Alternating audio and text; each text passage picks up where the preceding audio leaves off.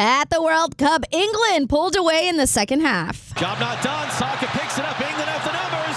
It's Marcus Rashford. That's right. You heard it all on Fox TV. England defeats Croatia 4-2 out of Group L. Harry Kane also had 2 goals in the win. Portugal and DR Congo played to a 1-1 draw in their Group K opener in Houston. In Major League Baseball, the Dodgers survived 5-4 against the Rays, who had the bases loaded in the top of the 9th inning. Freddie Freeman gave LA the lead with a 2-run shot in the 6th inning. The Diamondbacks rolled past the Angels 8-1. Corbin Carroll with a grand slam in the win. And in college sports, North Carolina topped West Virginia in the College World Series semifinal 12-7. The Tar Heels are headed to the College World Series finals for the first time since 2007. I'm Amancio Bolaños. Elijah, put the camera on me.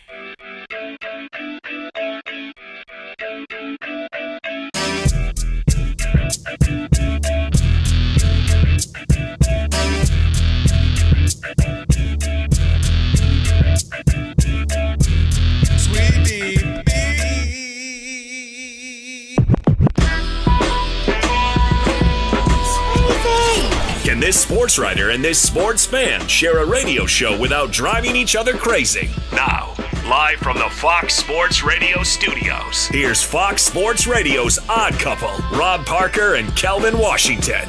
Password. Ack, a dack, dack, a ack. Enter, brother.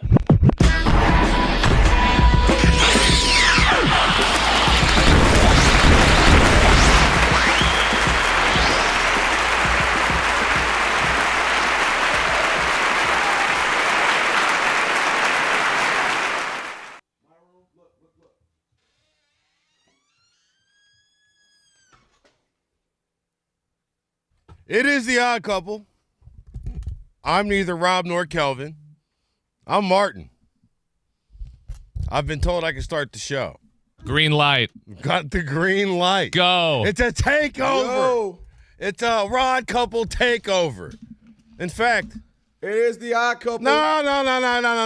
I'm here. Get out of here. TV thing. Get outta here. Thursday. Oh, he doesn't even have his headphones Kelvin in. Washington. Get out of here. Martin No, Weiss no. in for Rob, who has been on a trip around America. Last I saw Martin, I don't know where he is now. He doesn't have his headphones in. He's unprepared. That's the problem. What are you talking about? I'm looking down now at you. you How can you out hear here me. snitching? Oh, there you are. First of all, snitches get stitches. You spent too many years out here in these streets. No, of course, it is the TV theme song Thursday. Rob Parker is out on his baseball, minty, weddings, funerals. What else am I missing? Golf trips. I mean, he's been all over the country. And of course, shout out to, we had Kerry Rhodes in, we got Martin in, we'll have Ephraim in throughout the week. So appreciate everybody in. This is, of course, the Odd Couple crew. We got everybody here as usual. We got Rob G, producer extraordinaire, in the building. We have on the ones and twos, Alex. Alex, you're a hidden talent. You are a hidden talent, Alex, as well. And, of course, we have Elijah, who is our social media guru. Never heard of him. Getting us looking good. And, by the way, speaking of that, you can always check us out on YouTube. We're there right now. We, of course, are broadcasting live. Elijah's got us up. All you have to do is search the Odd Couple FSR. Hit the subscribe button, like, share, comment, thumbs up, all that good stuff. We appreciate it, as always. And, by the way, if you want to reach out, K-Dub Live for myself, Martin Weiss, Odd Couple FSR for social medias. Reach us to there. And the number, of course, 877-99 on Fox. We've got a lot in store for you on this TV theme song Thursday. Coming up, we will have next hour Ryan Fields. Shout out to my guy, Ryan. He is with ABC 7 New York. He's a lead sports anchor there. He's going to help us realize what it was like in New York over the last few weeks. During the playoffs and specifically the finals. We'll do One's Gotta Go. And then last hour, we'll have James Barlow, NBA Draft Junkies. NBA Draft is so funny, Martin. We've been so caught up with of course, the finals that the draft, and this is supposed to be a super loaded draft. You got big names. You got some talented guys coming out. We haven't even had a chance to really go there. Let me welcome in Martin Weiss. Martin, what's up, man? What's good with you? I'm doing well, man. How are you? Doing Glad well. to be here. Thanks for having me. Absolutely. You got your Jimi Hendrix drop as well, man. Lots to get to, man. I'd be interested in hearing some of your stuff on the NBA Finals. We even have some NFL story headlines as well. NFL, of course, everybody in camp. So lots to get to. Let's start the show off here. Rob G, there are NBA Finals stories still, but as we know in sports, especially here in America, where there's big names, where there's the big teams like the Lakers, there, of course, are going to be some headlines there, and especially when you're talking about LeBron James. That's right. The summer of LeBron is upon us. And if you're a Lakers fan, this may or may not be good news for you. Because according to multiple sources, multiple outlets, most notably ESPN's Brian Windhorst, ESPN's Mark Spears, LeBron James is getting ready to come back to L.A. LeBron James. The two sides are negotiating a new deal for him at a very reduced rate so he can return to the Los Angeles Lakers to maintain the big three of LeBron, Luka, and Austin Reeves. Well, Martin, I'm going to start here. No real surprise for me. I didn't think LeBron, a lot of people, you talk about Cleveland. I've said it a million times to Rob Parker. I don't think LeBron wants to give that satisfaction of the last dance, the last run, if you will, to Dan Gilbert. You know it's well documented that they had a huge falling out when he went to Miami. Dan Gilbert, as opposed to just saying like, oh, it sucks, we really hate to lose him, but we're going to move on. He went out there and said all those nasty things about it. We're going to win. You ain't this, you ain't that. He put Comic Sans on the map. Exactly. So I think he came back once he got those rings in Miami to say, let me do it for the city. Do it for Northeast Ohio where I love and care about. And they end up winning together. But they ain't really did anything since LeBron. They didn't do it before. In a sense, I don't think he wants to give him that. So to me, him sticking with the Lakers is the only thing that makes sense. You know this living out here. I think he loves L.A. His children were in school here, daughters in school here, his family's here, business here. I don't think he wants to leave them. And I think two things also came into play here, Martin. Why the Lakers will convince themselves that, hey, we've got a shot this coming season. First, I'm going to start with this. The month of March, you recall where I believe it was 15-2 they go, the best record for the Lakers, and this is a Lakers organization with 1 million titles. That was the best run they had in month of March. Luka's playing great. LeBron's playing the whatever you need me role. You need me to score, you need me to pass, you need me to be a defender tonight, and Austin Reeves is doing what he was doing. That run is the run that's going to make them say, healthy, locked in, we got a shot.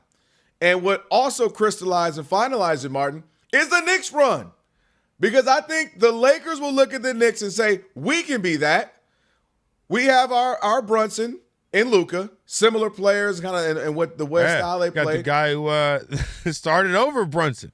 Right, exactly, right? You had the two guys who the Knicks are sitting, the Mavericks are sitting here saying, how both of them, we got rid of both of those guys? One dragged you to the finals, one just won the NBA finals. But I think this Knick run plays a role. They see a Brunson and Luka, of course. I think you see your LeBron, a better version of Karl Anthony Towns. And I think you see Austin Reeves, not the same type of guy, but the same as far as what they can bring. Austin Reeves and an OG Anunoby. Now, one is bigger, stronger, more defender. One is better shot creator, can get his own bucket kind of a thing. But I think they look at the basis of those few guys and say, we can go get a Josh Hart. Heck, we had Josh Hart. We can go get a Mitchell Robinson. Mikal Bridges, as good as he is with the Villanova crew, you can find a Mikal Bridges. And I think they're going to trick themselves into believing, because of those two factors, we are 15-2 in March. We look good when we're healthy. And the Knicks, they don't look as far. They didn't have the alien Wembanyama where you can say, well, we don't have an alien. They didn't have the season MVP in an SGA where you can say, well, maybe we don't have that. Why you say it's a trick? Because I don't think that will win. I think so let me ask, if they had a healthy Luka Doncic against the Oklahoma City Thunder, now with the big asterisk that obviously J-Dub was hurt. That's a big Mitchell asterisk. Was in and out of the lineup, right?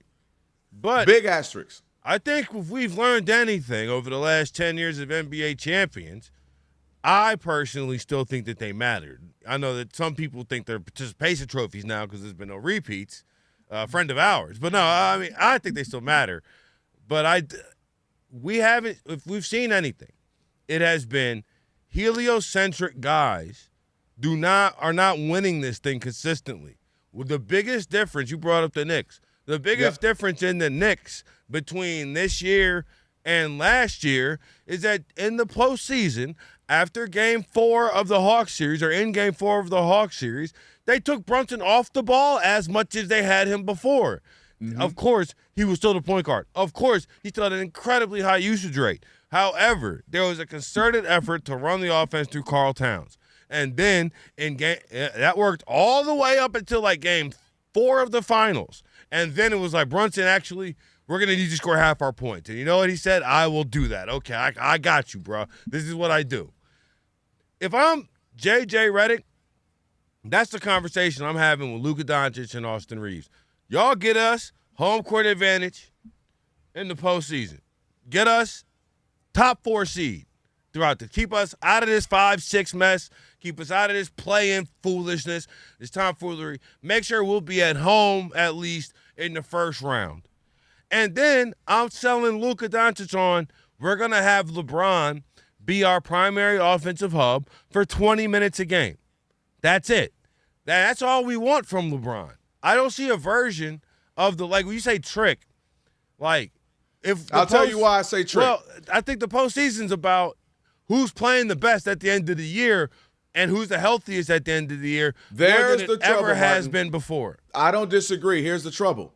Believing that Luka Doncic, LeBron James, and Austin Reeves will be healthy when you need them most is not going to happen, I believe. Not that they're going to be catastrophically injured, and I'm not saying somebody's going to be out of season, but that is the thing. You're banking on now will be his 24th season guy to be healthy. And not only healthy, you got to be healthy when it matters most in the spring and in the summer. Austin Reeves, who is continuously proven to have these knickknacks injury and be indeed down at times. And then Luka, who all of a sudden has become injury prone the last few years of his career. So that's a huge part of this is I'm banking on that. One guy is the oldest guy to ever played, the longest guy to ever played, and an all-time record in games played, along with a guy who's kind of been beaten, battered, and bruised in Luka. Now, on a night, in just any game, I absolutely believe that three can beat somebody. They're absolutely talented enough. We know that. And the other piece of this, the difference is, defensively, Karl-Anthony Towns, not a stalwart. He ain't the return of Kevin Garnett, but he can show up, and as he did a couple of games against Wemby. OG Anunoby is one of the better defenders in the league. And then Brunson just, hey, I'm trying to get my effort, but I'm not a defender. That would be the difference is the three core of the Lakers, none of those guys are defensive stalwarts. LeBron can give you specs here and there, but that's pretty much it. So unless Rob Pelinka becomes GM of the year. The one pushback I would have is I don't think that LeBron is not a stalwart defender by any stretch. However, he is an intelligent defender. 1,000% agree. So, he's to me, reminds me of some of those safeties that have lost a step in speed, but they know the game so well that they're still going to make plays because they're like Tyrann Mathieu played probably 2 or 3 years longer than he should have physically because he just knew where the ball was going to go by the play design and all that. LeBron, this postseason, this year, won them games in that Rocket series, the one particularly, the first game that they played at Rockets where they stole the ball from Reed Shepherd. There's a 6-point margin with a minute left. He steals the ball. I think he probably saw that a few possessions ahead of time. Mm-hmm. So I bring all that up to say, if you added in Trey Murphy and Mitchell Robinson into this rotation, I think that I'm taking my 7 against a lot of other 7 that I would see in the Western Conference. I'm definitely taking my 7 against a lot of the top 7 I see in the East. The problem ain't the top. It's only 4 or 5. That period. It might be in both conferences, and that's the trouble. Meaning the Lakers have shown they can get to the second round, but is your 7 greater than the Spurs, greater than the Thunder, greater than if anything happens with the Denver over the course of the offseason? Is your 7 better than the Knicks, better than whatever the Celtics do, and maybe if it's the Pistons or the Cavs? So I don't disagree. They'll be better than just about 80% of the league, give or take. I don't disagree. But when it matters most, therein lies the trouble. Rob Pelinka is going to have to become R.C. Buford, Sam Presti, all these amazing. He's going to have to finally master this roster in order for it to work. Because you just named what I just said. LeBron can give you great defense in pockets. Never change. I told Rob G, LeBron knows how to, because of his intelligence, he can get some steals, get some blocks, go crazy on the boards for a game here or there. But the idea that would be your best defender as the guys we're naming, that's problematic when you look at the other teams that will be real contenders or champions in this case with the Knicks, where they've got real defenders. Well, for me, Rob Pelinka's got to do his job. Sure, I get that 100%. Everybody else does. This is on Luka Doncic. The reason why we have seen 8 unique champions across the last 8 years of NBA history, and also, too, like, if you look at the Eastern Conference the Eastern Conference representative has rotated as well. And it ain't just been, do you know what I'm saying? It's been all over the place. It's not right. the most dominant team over the last 8 years, 10 years has been the Celtics, and that's just because they made it to the Eastern Conference Finals so many times. So they weren't dominant at all. The fact of the matter remains, the reason why we haven't had that is because we have not had one player, one singular dominant force in the league that is taking it over. Like, say what you will about LeBron James in the NBA Finals. He had the Eastern Conference on lockdown.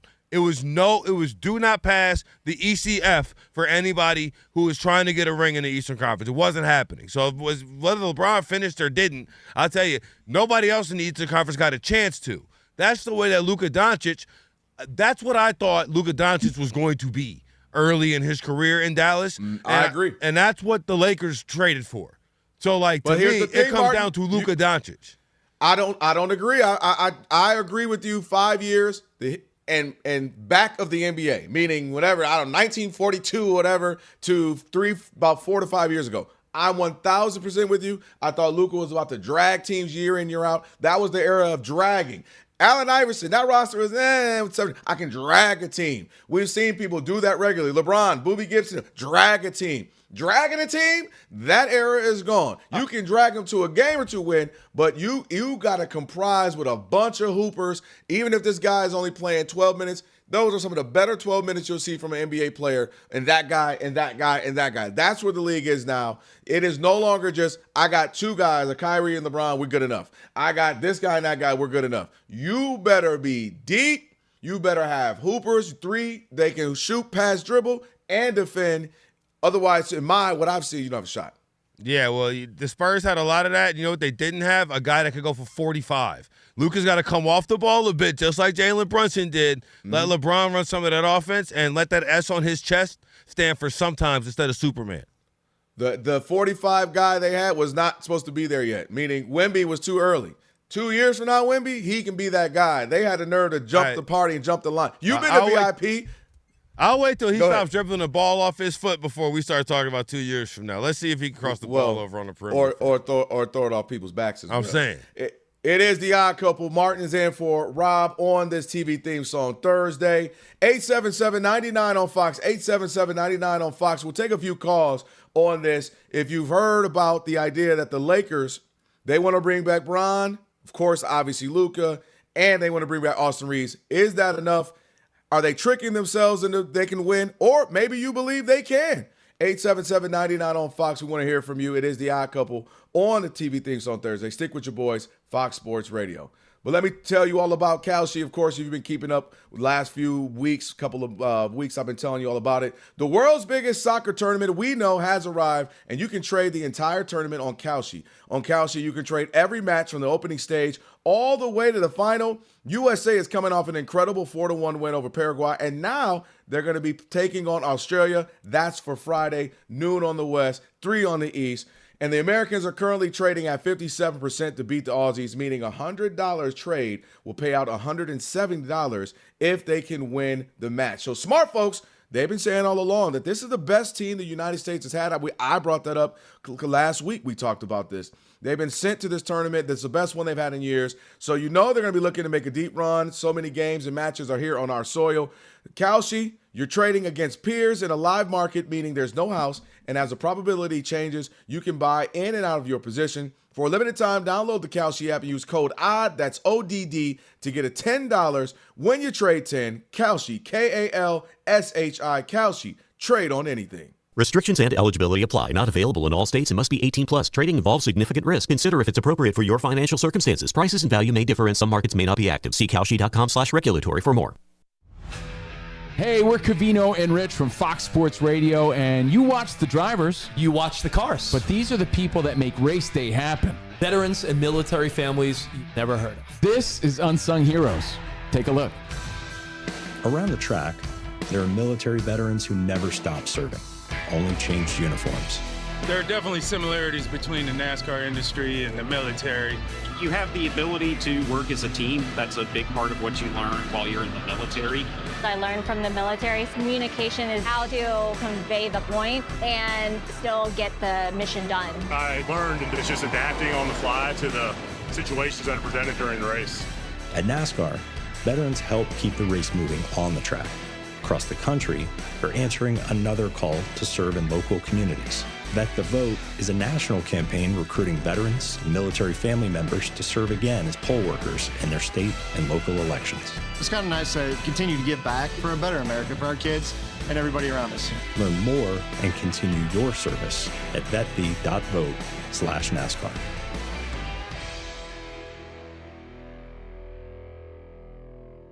All right, let's get to it. We got a lot of stuff to get to. Still NBA stuff that is pumping through the sports sphere, if you will. And Rob G, one of the conversations that's kind of quietly happening, I would say, is something we've been having conversations about probably, a year and a half now as well when it comes to one Katz, also known as Karl Anthony Towns. Mm-hmm. It's a conversation we had 6 weeks ago. Yeah. When the Knicks were down 2-1 at Atlanta, which Rob will not let us forget. They were that's the team. I think that's who they are, for real. They were down 2-1. I don't care about the next 14. You would think he was C.J. McCollum. Right. The way Rob keeps bringing it. And then the way they lost to, we thought it was over. Rob, it was a lot of we? Yeah, a lot of we. Okay. And I would say, Rob, that was 40 days ago, like 40 days and 49. It was biblical. How long ago they like Noah? It rained on the earth 40 days, 40 nights. That's how long ago the Knicks had before they lost. But they lost those 2 games to the Hawks. Whew. They did get a little scary, man. No, but the reality Alex is quick on that. We're still basking in the glow of the championship, but in about a week and a half, reality is going to set in. That these New York Knicks have a decision to make with one Karl Anthony Towns. As you know, he is currently eligible at the end of this season, now in a week and a half now when the new year starts. 4-year, $272 would be the extension that he's looking for. Mm-hmm. He didn't get it last offseason. They said, we are not going to give that to you. We need to see more.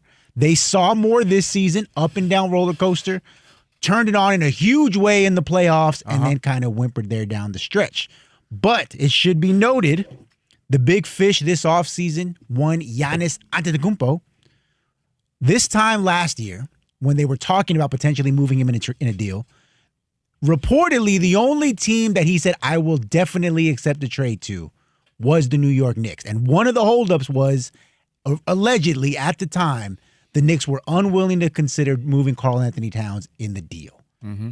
Now that they have this championship, now that Cat proved his worth for at least a month, do you give him the new contract or do you revisit a trade to get off of Towns? Well, here's the thing, Kerry. Right now, is there a more euphoric place than New York City? No. Than the basketball world that is, enjoying this run by the Knicks, is feeding all of us topics and all of this, and they're all over the Good Morning Americas and every talk show in the world. Yeah. But here's what you have to do if you're Leon Rose, who's running that team. James Dolan, who's the obviously owner, but I'm going to put him to the side because he made one. He finally did one thing right, which was lay low on the team. I was about to say. This year. He finally stepped away a little bit, relaxed, and they finally had some success. He wanted to mess it up, bringing Donald Trump to the game. The one loss they had in 40-something days was when he was like, yo, I'm going to bring my boy to the game real quick. Yeah, y'all cool with that? He was in the building. He was in the building. That's the one time they lost, Kerry. I know. But I digress. I'm said all that to say this. We talked about this yesterday. We've talked about this now for a little bit, even myself and Rob, and we've now had 8 different champions. Yeah. We all go, and I said it, and I still believe if J-Dub is healthy, the Thunder, it's a different conversation. But I'm sure the Warriors thought, we're back, baby, when they won in 2022. And then the Denver, Joker, the best player in the world. He'll be. What we've seen is there's no guarantee you'll get back. Uh-huh. You lose guys, players change. Little small guys, just all right. KCP, if you're Denver, he can go. They missed him. Yeah, they did. Little pieces, little nugget. Bruce Brown when he left. I was about to say yes. You know, you see this happen throughout the league. Drew Holiday leaves, and whether you want to go with the Bucks, whether you want to go Celtics, teams hurt when they lose Drew Holiday. They did, yeah. And I said that to say, if they're the Knicks and you're not satisfied with the one piece, and you want to be different than these other teams, and you want to say, how can we not fall into the same thing where now Orlando beats us, the Pistons beat us, Celtics bounce back and represent for the East? Mm-hmm. I'm exploring a trade. And I didn't even want to feel this way like a week ago. I was like, nah, But what I had hoped I saw, Rob G, a couple of games where Towns had figured it out, 20-plus, looking good defense on Wemby, he disappeared after that. And that would hurt me if I'm the Knicks. Because overall what I have to do is I have to assess and sit down and say, now I have years worth of footage, stats, analytics, my eye test, versus a 30-day run where Mike Brown gives him the ball in the high post and he's successful. He operates, yes. Am I going with the 30-day that looked good and then it started to falter down the last 3 games in the finals? Or am I going with what history is? It's the up and down, defensive liability. He's 7 foot. He's athletic. There You think you he's go. going to be a That's better how you rim protector? He's not. Start warming up on this You TV think he's gonna thing post on down Thursday. Now listen, Alex. Thank you. Rob ain't here. I'm younger than Rob. Martin's younger than me. You can hit us with some. What you think, Martin? What, like 95 and up at least? Something like that? I will say that I do know this. No, I know you know it. Yeah. I don't know if there's Is there a more iconic whistle? Maybe whistle while you twerk? I can't. I don't know. No, blow the whistle. Blow the whistle. Yeah, I can't really whistle, but like. Oh, you can't whistle. Oh, no. you're one of those. Oh, you I one feel of like them. the cat call whistle. I'm sorry, I have to interrupt. No, Yeah. Hi, by the way, Kelvin didn't even say hi to me at the start of the show. No, it's fine. It's cool. No, it's fine. It's fine. I don't need from I don't need Fox anything. Sports. But I do have breaking news for you guys. Yes. It's Wednesday, so it's not TV theme song Thursday. It is. It is Wednesday, the third day. I would just like Wednesday. it to be known. Uno, dos, tres. I'm not here all the time. No, I'm looking at you because you're in front of me. I You know know. what I'm I'm saying? just letting. I mean, I'm telling America as well. Yeah. I'm so, filling in today. Yeah. I I let them skipped do the what they do. whole day for a whole segment. Not a like a quick intro. Well, you know what? I wish it was Thursday. And Monty, let me say, hola, buenos dias, buenas tardes now. Ahora me quieres decir hola, ahora. I Okay. said hi to now, Monty when I now. came in. Thank you. Me too. Thank you. Thank you Me and Monty all. had like a 10-minute conversation. We sure did. On I asked Wednesday. if you were okay too. Monty, On Wednesday. we got about 2 to 3 before you go. Do you want to have a 2 to 3 minute conversation right now? We can have one. I would love to have on one on this this Wednesday. non-TV theme song Thursday. I On still this love that one's theme got to song. go Wednesday. Well, Monty, hola. Hola. ¿Cómo estás? Pura vida, ¿cómo estás vos? You see. She's about to say Despacito. See, Despacito. that is a banger. But I can tell you this too, by the way. After 40, the energy drops, the weight hangs on, and you start to wonder where the old you went. M-Drive was built for that. Support healthy testosterone, energy, and metabolism. Don't ignore the change. What you got to do is go to mdriveformen.com. All right, we'll take a couple before we get to Monty here just shortly. 877-99 on Fox. Let's get to who we got here. Let's go Taking to a call about the Lakers. Who we got, Martin? Let's go to Johnny in Minnesota. Johnny, you are on with the Odd Couple on this Worship Wednesday. What's good, what's Johnny? up, guys? Hey, I miss Rob. How you doing, Kelvin? Are you lonely over there by yourself or what? No, Martin's here. You got Ephraim over there? No, we got Martin here. We got Martin Nice to talk Weiss. to you, Johnny. Oh, Yeah, sorry, Martin. my bad. We had Kerry. What was that? The last 2 days. I think Ephraim is in tomorrow. Was But it what the you last got 2 for days? us? How many days has it been this week, Kelvin? Are we sure? I'm sorry, Johnny. 6. What's up? Hey, I wanted to say, LeBron James, he should retire, become a commentator, and go home and watch himself on TV, man. That's all I got to say.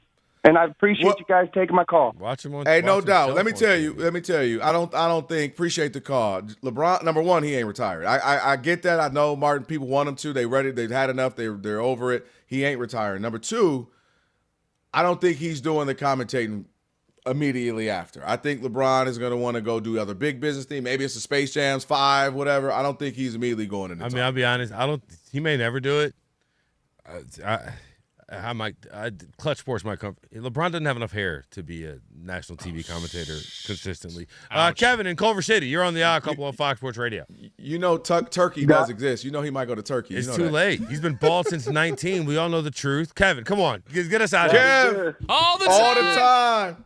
Love it. Hey, man, you guys got some celebrities over there on that show, man. You know, Mossie's over there. When she's not doing the show, is she Tate McRae?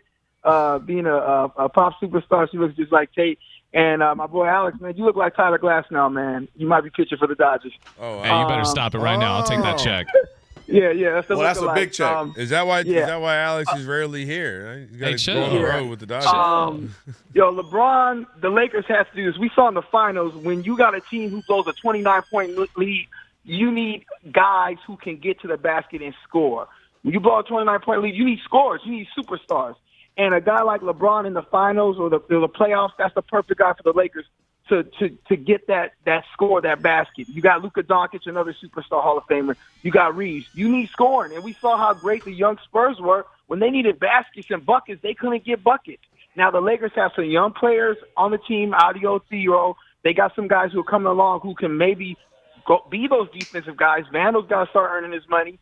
And DeAndre Ayton has to be motivated to actually want to play like a basketball player in the playoffs. So bringing back LeBron was key.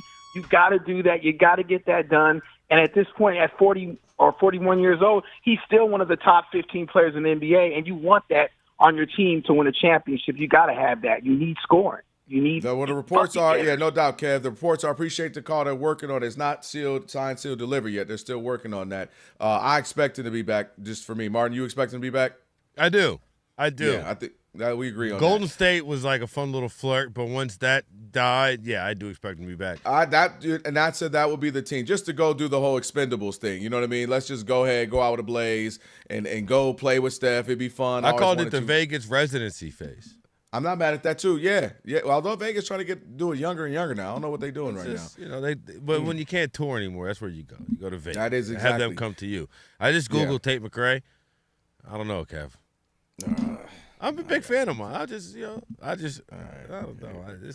don't know. Are you looking her up now? Now she's looking her up, aren't you? Yeah, you are, aren't you? Monty Bolaños now. You take it. I'm gonna look up Kate McRae, was it? Yeah, see, you thought I was making fun of you, didn't I? I said, I don't know. I didn't. Yeah, I see what you're saying. See? But, I mean, she's 22. I'll take it. Okay, that's you know what I'm saying? Well, I'll take it. She's 22. I'll take it. Age notwithstanding. Yeah. You know, I don't. Yeah. If she was standing next to you, I think I'd be able to tell you two apart. Yeah, she's also 5'8", so, like, we're very far apart. Kev, you got some good hoop takes from time and football takes. I don't see this one. I don't either, but I don't hate it. Whatever. Maybe it's the hair, even though my hair is not straight. I think that might be what the key right? is. A little bit. Yeah, that's what it is. Guys, the FIFA World Cup is on, so upgrade your FIFA World Cup 2026 setup. Build it like Beckham from living room to lawn with the Home Depot, and take the fast, free delivery assist. The Home Depot, official FIFA World Cup 2026 supporter, subject to availability. What is going on right now in the World Cup? Well, out of Group L, Ghana and Panama are scoreless in the 32nd minute. Also out of Group L, England defeated Croatia 4-2. Harry Kane with 2 goals in the win. And Cristiano Ronaldo and Portugal entered in a 1-1 draw against DR Congo in Group K, which was played in Houston. Let's go! That's right. In Major League Baseball, Cody Bellinger has put the Yankees on the scoreboard first with a 2-run shot. They lead the White Sox at home 2-0. It's the top of the second inning.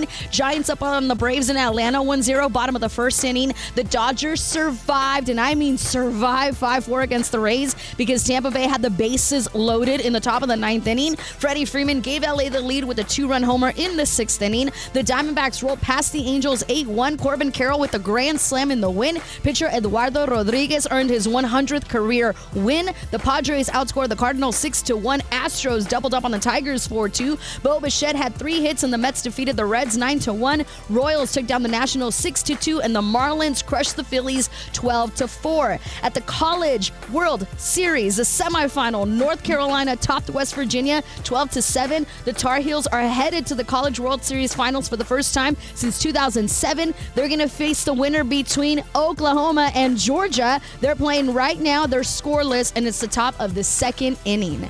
Back to you guys. Monty, thank you. Jess, Appreciate it. It is the odd couple, Kelvin Washington, Martin Weiss, in for Rob on this Worship Wednesday. We got Tyrek Play of the Day on the way. Plus, we could talk a little NFL action as well with the Bengals. We'll do that in a little bit. But right now, don't forget the world's biggest soccer tournament is here. And you can trade every match on Kalshi. All you got to do, download the Kalshi app, and you can use code I, which is ODD, to get $10 when you trade $10. Kalshi, trade on anything. Rob G, I'm going to bring you in here. There had been a little conversation about how Dylan Harper might have felt. Matter of fact, earlier at the top of the show, I said snitches get stitches. Is Vassell snitching a little bit on Dylan Harper? Oh, absolutely. He snitched after the Game 5. He said, hey, you know what, Dylan Harper, we believe in him. He's a great young player, but, he was very frustrated with his role there for most of the seasons. For him to perform the way he did is commendable.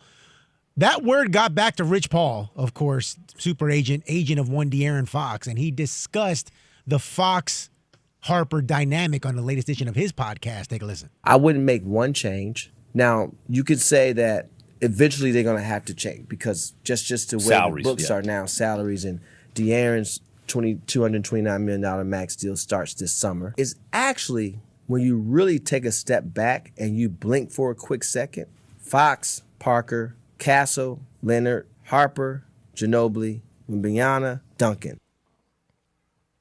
I get the sentiment. I absolutely get the sentiment. And I also believe, too, the idea that they don't have to make a change in the sense that, Martin, I had been saying this to Rob and saying it to Ephraim, whoever was in over the last week or two, that I just think they were too early. I think they're incredibly talented.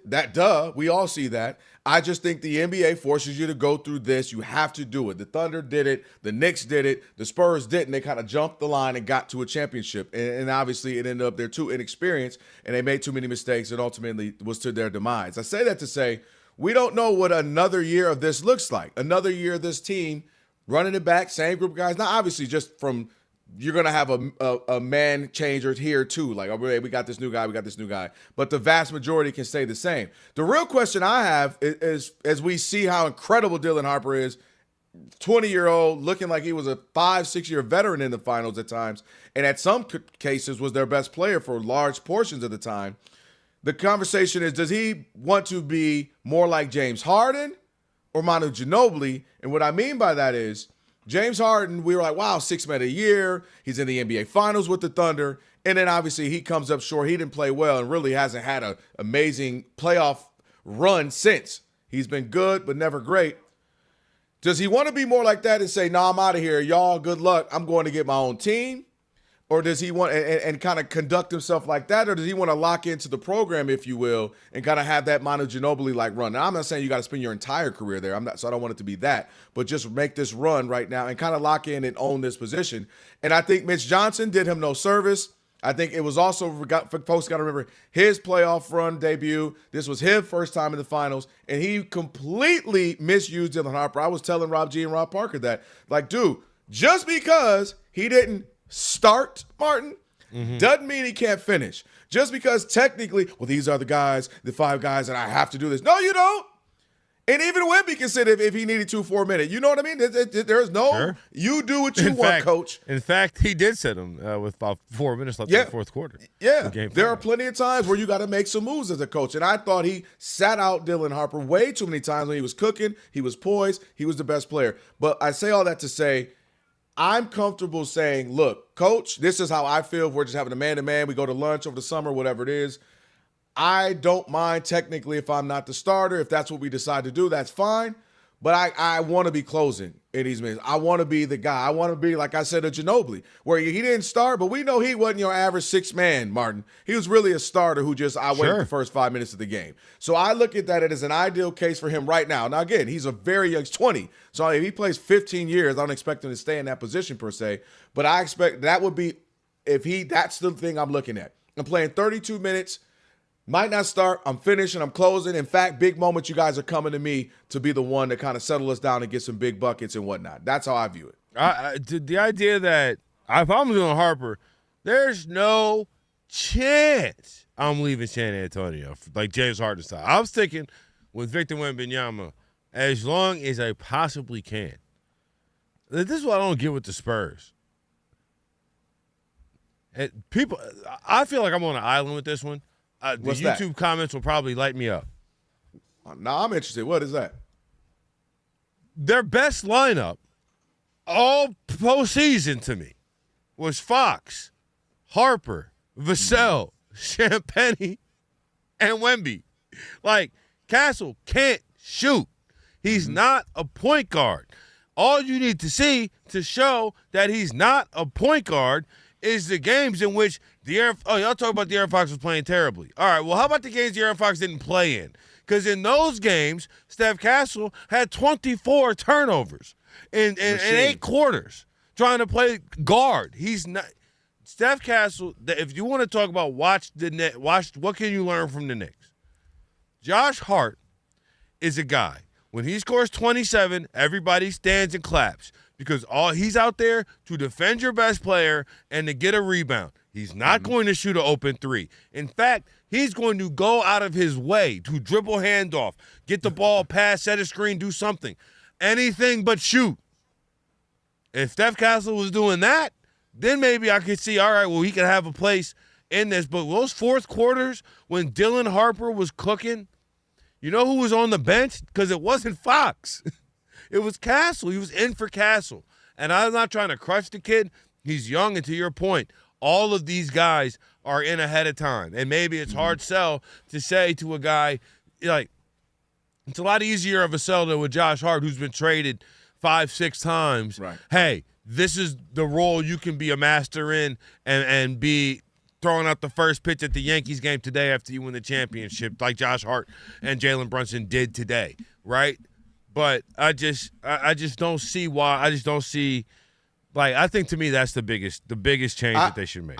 I hear you on that. The trouble is no coach is ever going to not play a guy that was giving you 18, 6, and 5, and more importantly than just the averages, the guy that was playing crazy defense, 94 feet, a guy that would go in and get tipped dunks, a guy that will go, and I'm sorry. I missed when Dylan Harper wasn't athletic going to the room dunking on people. Ain't nobody talking about Dylan Harper. We know Dylan Harper is that guy. When you're talking about the things that I should, like, watching them together, and I agree that the future for San Antonio is going to be Harper, Castle, and Wemby. But yes. Or I shouldn't say today, because I guess the future now for them starts today.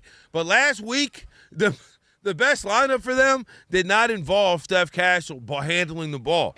If you looked at in the finals, the net ratings for the guard combos, right? It's far from a perfect stat. I understand that. But Castle and Harper together, minus 11. That's bad, all right? Castle and Fox together, minus 3. That's also bad. Fox and Harper together, that's plus 4.5, plus 4.9, 5. That's obviously better than the other two. To me, it was but the same way I feel like, to your point, Mitch Johnson needed to have some uncomfortable conversations with people. And he was afraid to do so, or unable to do so, unwilling to do so. One of the three you pick, because ultimately it doesn't matter because they didn't get had.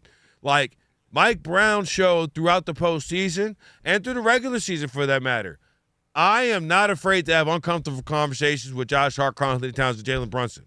And then in game 3 of that first round, they were able to switch things up and make things happen. Spurs didn't have that same level of No, I mean, I'll give you an example. Yeah, all y'all are starters and guys been in the team. Jose Alvarado, come get these crunch time minutes in that epic comeback in game 4, right? Come get these minutes. Come make some shots. Come make a nice little dipsy-do layup and play some good defense and also help relieve the pressure that was put on by Stephon Castle on Jalen Brunson. How you can bring the ball up. And my point is Mike Brown was able to make those moves. Mike Brown's been through it. He's battle-tested. In fact, people thought he didn't have what it took to actually get it done. And that's what you have with Mitch Johnson was doing this in real time, figuring it out. How do I have those conversations? the guy that can have it. Can I do this? Fox is my leader. He's my eldest guy aside from Harrison Barnes. And I think he wasn't prepared for that. Stephon Castle brings a dog that all coaches love. So I do get your sentiment, but no coach is not going to want to give that dog those minutes and guy I can depend on to, if nothing else, he's going to play hard. He's going to compete. That is something that all coaches will love at every level. So I think that's the big edge that he has over De'Aaron Fox. Stephon Castle's a dog. He's going to compete. He's going to be there till the end. And I think that's what bodes well for him. All right, on the way, your Tire Rack play of the day. We'll hit you with that. Plus, again, we got to get you set up with some NFL news as well. Somebody saying that their team might be like one of the greatest college teams. We'll tell you who we're talking about. It is the Odd Couple. Play us the break here, Martin. Play us the break. The problem is I dropped the pick in the sound hole a minute ago, so I got to try that.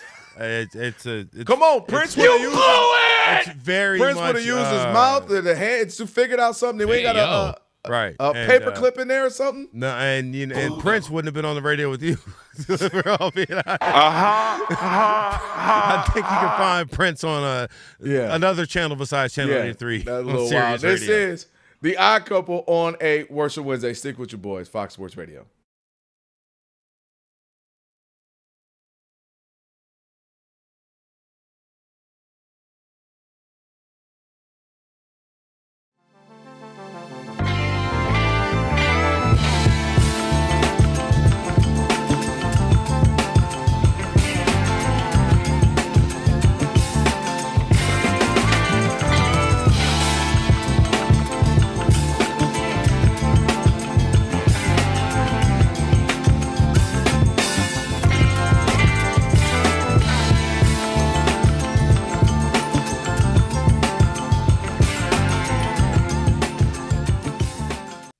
Stop me when I name a guy that you believe he's better than. I'm going to name like the top guys in the league that you're taking to, just for fun. Yep. Joker? No. No. Luka? No. No. SGA? No. No. Giannis? No. Right now, I'm not sure. So I'm going to say yeah. Jalen Brunson is better than Giannis. I just said yes. Yeah, I'm saying for me. I'm saying no. Wow. I'm saying So y'all don't like defense then. Kerry, you play with all pro safety. Yeah. A defender. Stop guys from scoring. And you're like, Yeah, I'll take the 5'11", 225-pound guy over there. Yeah, hide in the corner. Can I tell you why? He's going to be available, and I don't trust Giannis' health right now. So it's not just about what we talked about, Catton and Brunson, the talent. It's not that. I don't trust Giannis right now. It's my smoke. And Joker gets some of the smoke. Yes, he's better than Brunson. I'm not, but my smoke is for where we keep telling. How many MVPs does Joker have? 3? What do people say? Should have been 4. It should have been beats. Well, you telling me a 4-time MVP that can't get to the Western Conference Finals routinely? Yeah. That can't get to the finals routinely? 4-time MVP? Where they do that at? Tell me another MVP that's 4 that wasn't routinely, a threat. No. That could lose to an Ant Edwards in and out list, Minnesota, and we would just be okay with. Right. Giannis, top 3 player, he got 2-time MVP. Can he get to the Eastern Conference Finals regularly? You've heard me say it a million times, Rob G. In the history, these people will get way more smoke if LeBron wasn't getting to the Eastern Conference Final, let alone the finals. Right. Only person I know get to the finals 10 times, everybody hate him for it. Yeah. How about the best, 4-time MVP y'all want him to be? Joker, can you be a threat? Right. I'm not even saying you have to win the finals. I know. Yeah. The minute Wemby got good, where'd he go? To the finals. Okay. Yeah. So y'all keep Joker. Oh, man, he's top 10. All right, hold on. Steph is a 2-time MVP. He stayed in the finals. Yeah. Magic stayed in the finals. Bird stayed in the finals. Jordan stayed in the finals. Even Akeem. Because people forget he went even before he won the 2. Uh-huh.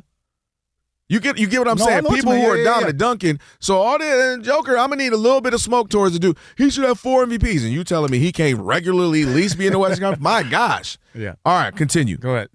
Ant. No. No, Brunson is not better than Ant. No. Okay. No. Wemby. No. Is he better than Wemby right now? Today he is. Yes. Today he is. We just saw it. Rob G, we just you saw it. saw that Brunson had 2.25 good games in a 5-game stretch. Out of all those 5 games, who had the most impact in that series? It's not throughout the entirety of the series? Yes. Victor Wembanyama. No, he didn't. Jalen Brunson got he pulled so much attention. Are we going to act like OG didn't have like a 30 and a 28-point game? Are we going to act like Mikal Bridges didn't shoot like a perfect from the field in game 2? Are we going to act like Karl Anthony Towns wasn't giving you 19 and 10 in the first 2 games? Was the defense geared for any of those guys? No. They were all beneficiaries of what Jalen Brunson did in that game. And the offense and defense of the Knicks was geared towards Victor Wembanyama. It wasn't just one side of the court. You talking about inefficiency. Did you see Wemby in bad games? I did. Did you see turnovers? Were never as bad as any of Jalen Brunson's Did you see turnovers and did you see missed free throws? Wemby absolutely will be better than Jalen Brunson for career. We know that. Yes. Wemby is going to be one of the greats of all time. I say it coming into this year. I got a couple more for you. Okay. This is where it gets interesting. You guys are making me hate on short people. I don't like doing that. Most of these I'm with you on. Ant Edwards is tricky because I agree Ant Edwards is more talented. That's no debate. Right. But I want it to start, you know what I mean, to manifest itself. And it will. He's young. So I'm cool with the Ant. But another Ant-like one to me, Cade. Is Jalen better than Cade? He's better than Cade to me going into the season, yeah. I would take Jalen over Cade. Right now. Right. Okay. I'm okay with that. No, because he has the body of work that Cade doesn't have yet. Yeah. Right now. I think Cade is Brunson, like, moving forward. Like, meaning team's good, but he's the closer. Like, he's, we're right there, but I'm the guy that we within 8. I would love to see Cade with that kind of roster, though. He was an MVP finalist, right? Cade was this year? Yeah. Yeah. Cade with an OG. With a cat. that level of a roster. I would love to see it. Exactly. Boy, you can see my bias spilling out right now. And lastly, couple more real quick. Hey, Tatum. Alex, can you? I don't hear a program. No. Wait. Coming off the injury right now. All that. Okay, yes, off the Achilles injury. That's a different conversation. It's a different conversation. All that into place. Okay. No, I'm just listing all the guys. They like. Am I missing anybody else?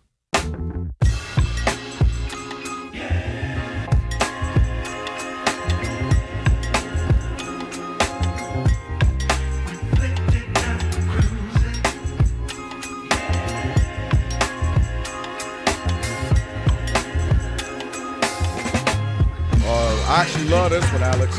This is Lecrae. Oh, yeah. Oh, yeah. It is the odd couple. Kelvin Washington Martin Weiss, who's in for Rob on this Worship Wednesday.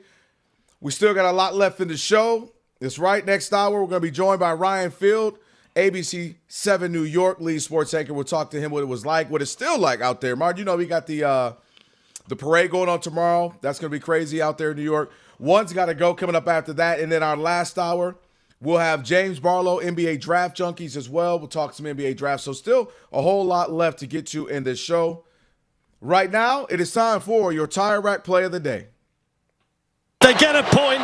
One of the favorites drops points in the opening match. Martinez with things to think about.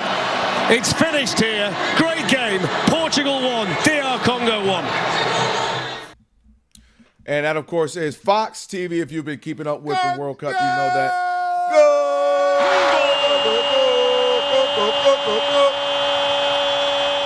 That is your Tire Rack Play of the Day, brought to you by Tire Rack. For over 40 years, Tire Rack's been helping customers find the right tires for how, for what, and for where they drive. Ship fast and free. Backed by free road hazard protection with convenient installation options like mobile tire installation. TireRack.com, of course, the way tire buying should be. I want to go to Lexi to give us a little World Cup update, a little flavor on what's been happening.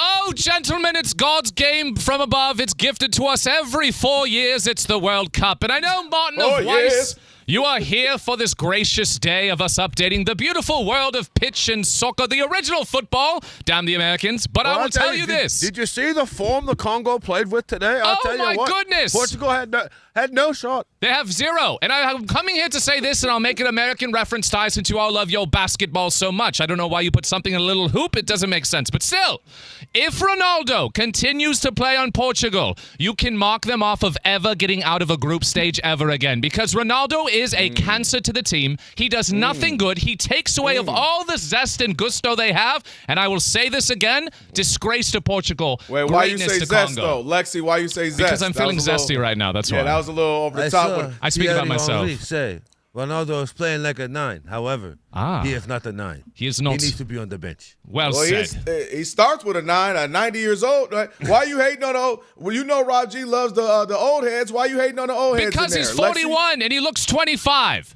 He should be focusing more on his game than his face. Well, how Disgusting. old is Messi? Because Messi 38. is... Happy birthday, he turns 39 soon. Well, that 3-year difference got him 3 goals the other day. Well, touch real quick. England won 4-2. Portugal tied 1-1. And it's going to be Ghana and Panama going into the back second half. We'll see what happens next.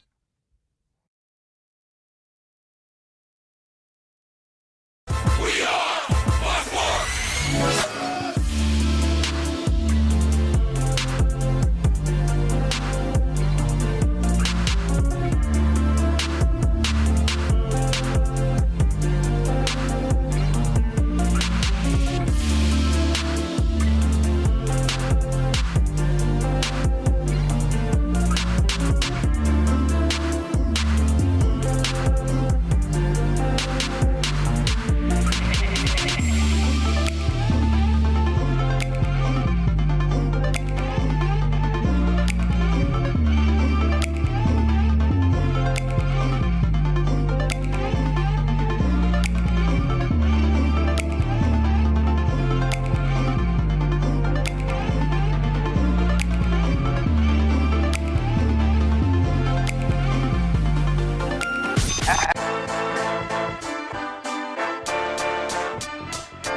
It's the Odd Couple. You know what time it is. It's your boys. Let's get it. The Odd Couple is fun. Check. And informative. Check. What's up, America? You want to talk sports with 1.5 of the best-looking guys in the game? That game was incredible. You are wrong. You'll be king of the water cooler. What's it like working with Rob? Rob in his mind is like Chris Rock mixed with Richard Pryor, so I'm running out of fake laughs. Ha ha, Rob. Rob is very passionate. Son, you ain't ready for this. I don't have BS in my game. I'm straightforward. I'm honest. You say Brady's the greatest quarterback of all time, but Eli Manning beat him twice. And of course, it doesn't hurt that I'm right most of the time. Kelvin is the nice guy, wants to make everybody feel warm and fuzzy. You done? Let me tell you the truth. I bring the energy, a youthful energy. Rob's not gonna see this, is he? And I bring an honest opinion. Michael Jordan, I can't take it anymore. I need a break. I'm gonna go play baseball. Trash Talking Tuesday is the best. It's a great opportunity for folks to call in and they get to trash whomever. Who you trashing, Roger? I'm trashing LeBron James and Michael Jordan. Oh, okay. They can't even hold Wilt Chamberlain's shoes. Stop talking about the king like that. It's a new era. Let LeBron be the best, please. I only recognize one king in the United States, and that's Burger King. The connection with the Odd Couple audience is incredible. We really invite them in. And they can relate, whether it be things about our own personal lives or our takes on sports. Love you guys. You guys are killing it. Hey, we appreciate you. Thank you for rocking with your boys. They feel like it's just my guys, just my friends, and they join right in on the show. We talk with the listeners, not at them. Obviously, you can listen to us live, but you can still check out the podcast. You can check out our YouTube. You can check us out on social media. So in any way you want to get it, you can get it. Yes. There's some yelling. It is some hot takes. It's a whole lot of fun. I'll give you that. It is fun. I agree. Begrudgingly. The Odd Couple. Sports talk that's too good and too fun.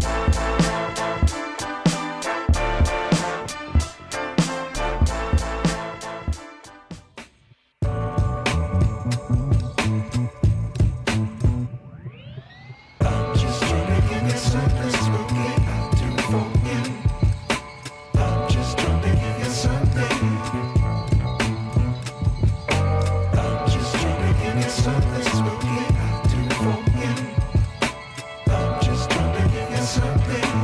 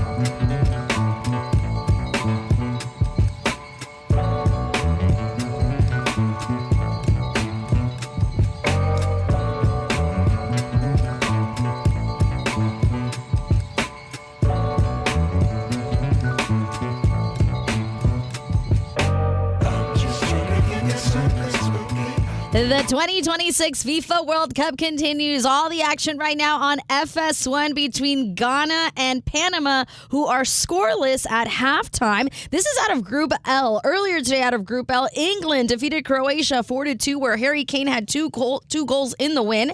Out of Group K, Portugal and DR Congo played to a 1-1 draw.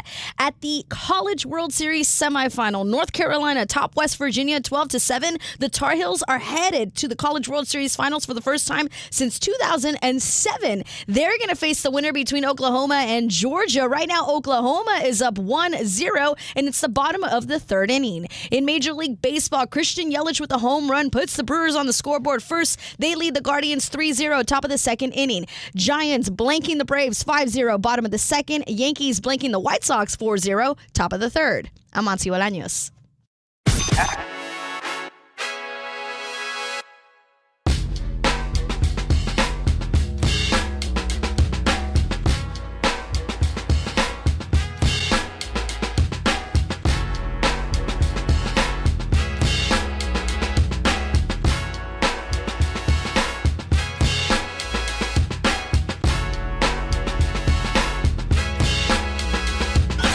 Can this sports writer and this sports fan share a radio show without driving each other crazy? Now, live from the Fox Sports Radio studios, here's Fox Sports Radio's Odd Couple, Rob Parker and Kelvin Washington. Number 2, numero dos on the Odd Couple. Number and you 2. Just heard it there. Kelvin Washington, my man Martin Weiss, who is in for Rob on this Worship Wednesday. I mentioned it earlier. We still got Ryan Field going to join us here in about 30 minutes or so. We'll talk what it's like in the city of New York, where he is. He is one of the sports anchors out there. One's got to go. Kind of be in line if you've been keeping up with that 2016 Cavs team. They've been all over. I'll explain what the one's got to go a little bit later on. And then our final hour, again, we'll have James Barlow, NBA Draft Junkies, going to join us as well. Looking forward to that, to see what's going on with some of these great, it's supposed to be some great prospects this year. Kelvin, and folks, listen. Oh, go ahead. What is your level of interest, if any, in the World Cup? This is a safe space. It's okay to say none.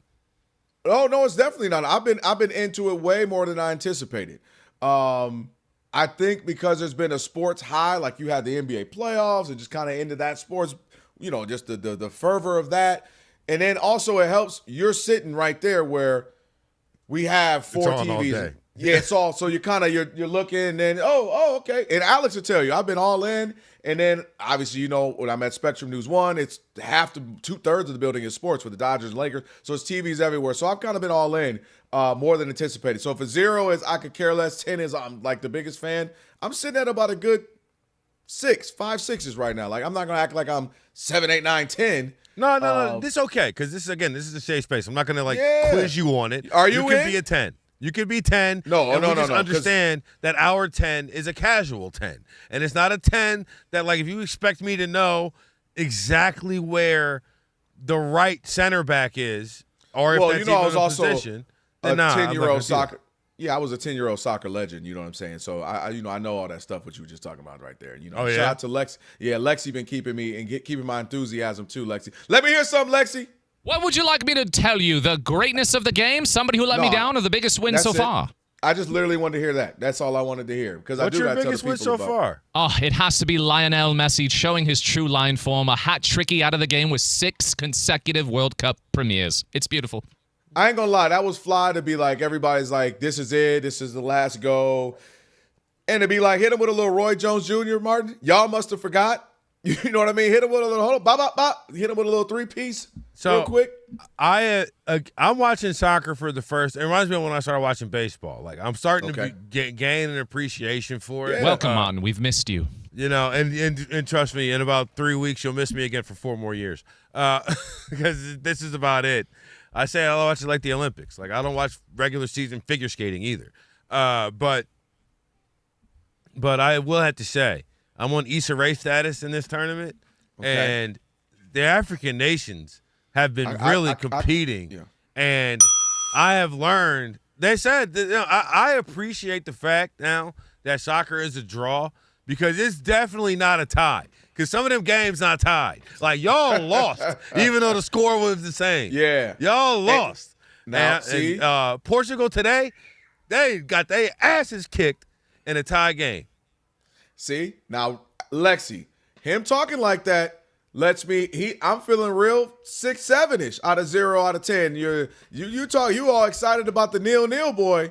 You sound like you've been enjoying this for real, but which leads me to conversation. But first, before we get there, I do have to tell them that we got to talk about this. Stop overpaying for gas. Gas Buddy is going to help you find the lowest prices right around the corner, plus earn points for an extra 10 cents off a gallon. Download the free Gas Buddy app today. Choose your road to savings, because gas is absolutely ridiculous out here in these streets. And then YouTube, you should be watching us right now. If you're not, you need to step it up. Go ahead. You can watch us and listen to us. Go to YouTube right now. Search FSR. Like, share, subscribe, thumbs up, all that good stuff. And we'll read some comments through the Odd Mob, the YouTubians a little bit later on. But you lead me to a conversation, Martin, with this. I'm at work. You're at work. Mm-hmm. People got the shirts on, guys you never even knew were into the soccer, right? You just, what up, Bobby, Jimmy, Derek, whoever. And they got the shirts. Ladies got the shirts on. Monty's been wearing hers. Everybody's excited. And you got people going. Elijah buried the headline yesterday that he has already gone to a match, didn't even tell us. Oh, wow. Exactly. So, but never seen him either, I guess. Never seen him. Never knew he was into soccer. Prince Elijah. So my question is to this. You've been keeping up. It's your job to. Know how these matches get around the world, even beyond just the World Cup. Just period on a regular Tuesdays in another, in some other league. I was thinking, not more so the conversation of will America ever love soccer like the rest of the world. We've done that. We've had that conversation. Why is it that it seems football would be the king in our country? Why is not on the level of what we see when it comes to soccer in other countries, if you catch my drift? Like, we get a fight, they get a shooting. They out here beating down referees, running on the field, literally beating up refs and umpires. I mean, they got flares. They literally have flares in the crowd. You know what I'm talking about. It's a whole next level. I was wondering. You might have touched on it on reverse, because I'll put it like this. If we get a fight, they don't get a shooting. They get fights if we get shootings. I think that might play a role. And because I'll put it like this, man. I saw some of the members, or I shouldn't say members, but the members of the fan group, I should say, of Congo, right, after the Portugal game. Yep. And if those were Spurs fans after Game 5 in New York, they would have been posted about how we don't condone this, because it would have been a whole bunch of people stomping them out.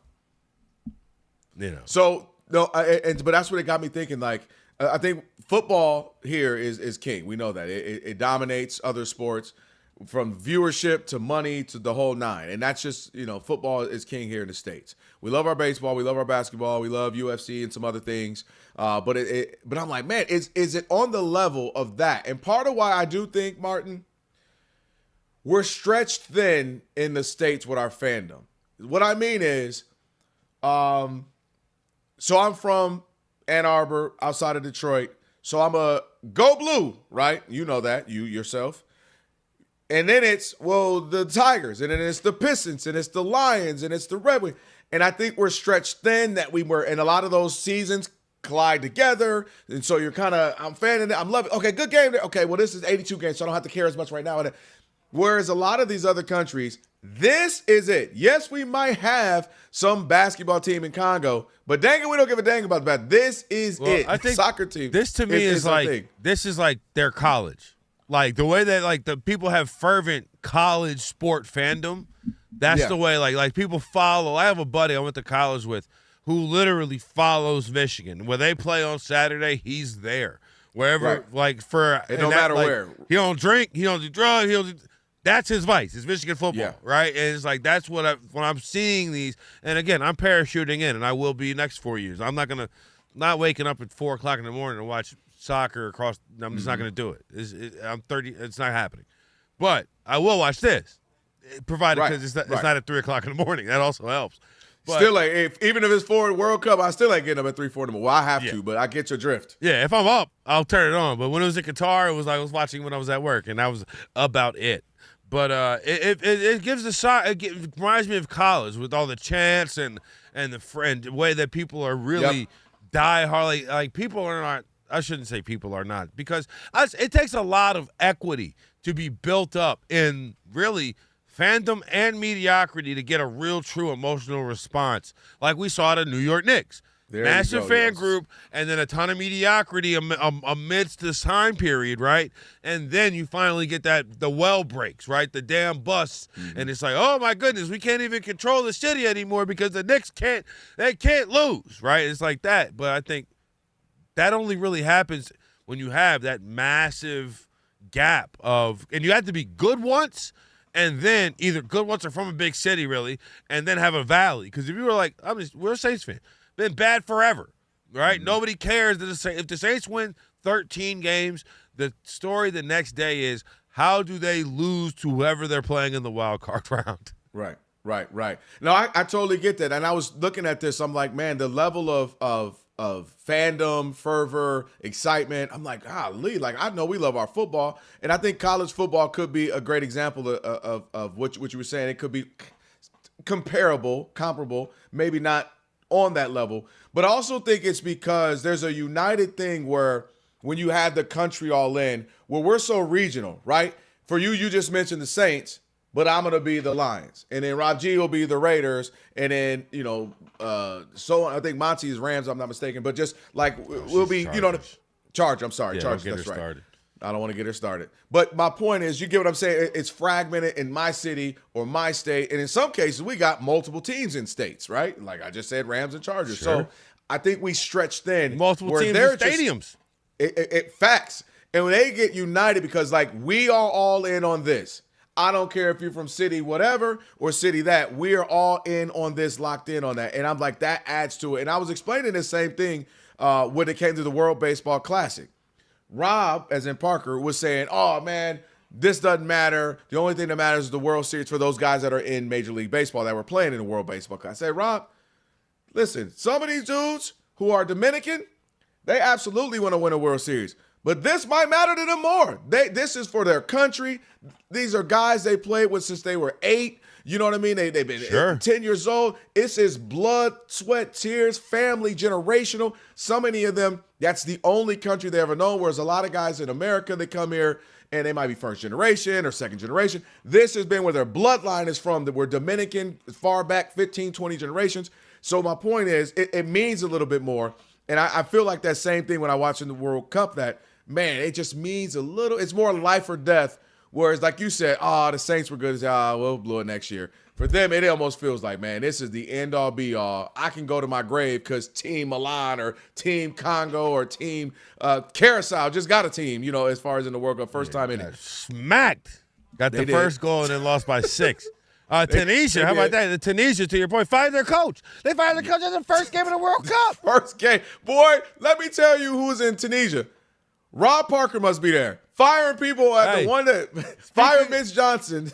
Speaking of that, that's Mike Brown status, right? Like, remember when Mike Brown got fired 4 games in with the Lakers? That's got to be like the equivalent of firing your coach game 1 of the World Cup. Game 1, and this is the group play. This is like the early stages. It was like when it mattered most, he choked or did something bad. They like, man, get him out of here now. My gosh, and that means one of his homie was the ops too, Martin, if you think about it. Had to be. Like one of his assistants Somebody was plotting. Sitting there, hey, I'm just going to say, if y'all ever wanted to make a move, I'm available. Hey, I'm just saying, I probably would have did this a little differently just to let you know my game plan would have been this and this and this if you ever wanted to make a move, and just tell you where my philosophies lie. He said, somebody was the ops. One's got to go in 30 minutes. I have one. I know who can go. I know who can go. I ain't going to point no elbows, but this dude right here with the suit on. But yeah, 877-99 on Fox. I know a lot of people around the country are all in. And you brought up a great point. In my family, my household, we get so excited, my wife, my daughters, when the Olympics come around, right? We don't watch necessarily gymnastics or swimming any other time. But when the Summer Olympics come, we're all in. And a lot of people are the same way with the World Cup. So maybe that's you, 877-99 on Fox. Are you all in? And do you ever see Can we ever get to the fervor, the excitement of the level of what you see when you are watching these teams who love their World Cup teams? 877-99 on Fox. We'll take some calls on that. It's the odd couple, Kelvin Washington, Martin Weiss, who is in for Rob. Stick with your boys, Fox Sports Radio. Kelvin. Yes, when sir. M-Drive first came to me, I'll be honest, I'd never heard of it. Boy, you sound like Rob Weiss right now. Neither had I before. Wow. Of course. Then I started paying attention. Martin, I was paying attention to what's going on in my body.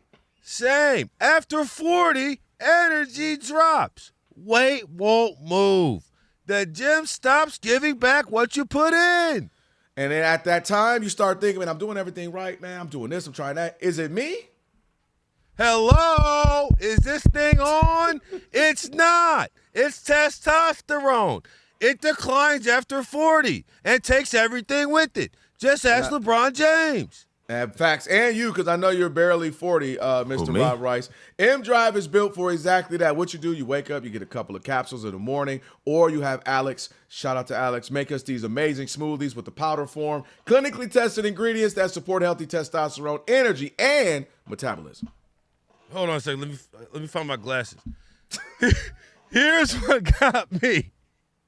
A scientist named Gary Kehoe built this thing almost 20 years ago for himself after feeling the same change. He did, Martin Parker. That's right. And we're both working on our health right now. We're trying to get in shape, and M-Drive is a part of that. Over 1 million men use it. 60-day money-back guarantee. We're in the middle of this, and so far, it is working. M-Drive, formen.com. Code COUPLE. 20% off your first order. mdriveformen.com. Check them out. M-Drive for men who show up. You got Martin, a tissue for me? Guess what? Go get M-Drived.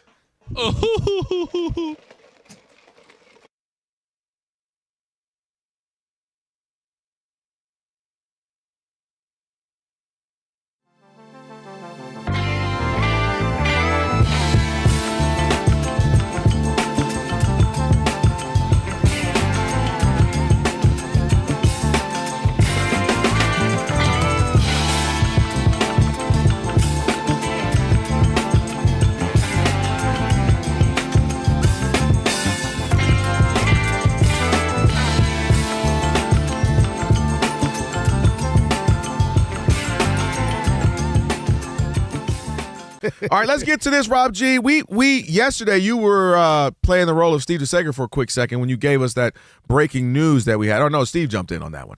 Where we had Brendan Sorsby. He's been a topic of discussion for what, maybe a week or so now. A judge gave him, I don't even know if I want to call it a slap on the wrist. There was no slap involved. In fact, there was like coddling involved in like almost like you gave him cookies for being bad. Like, here you go. I know you're being bad.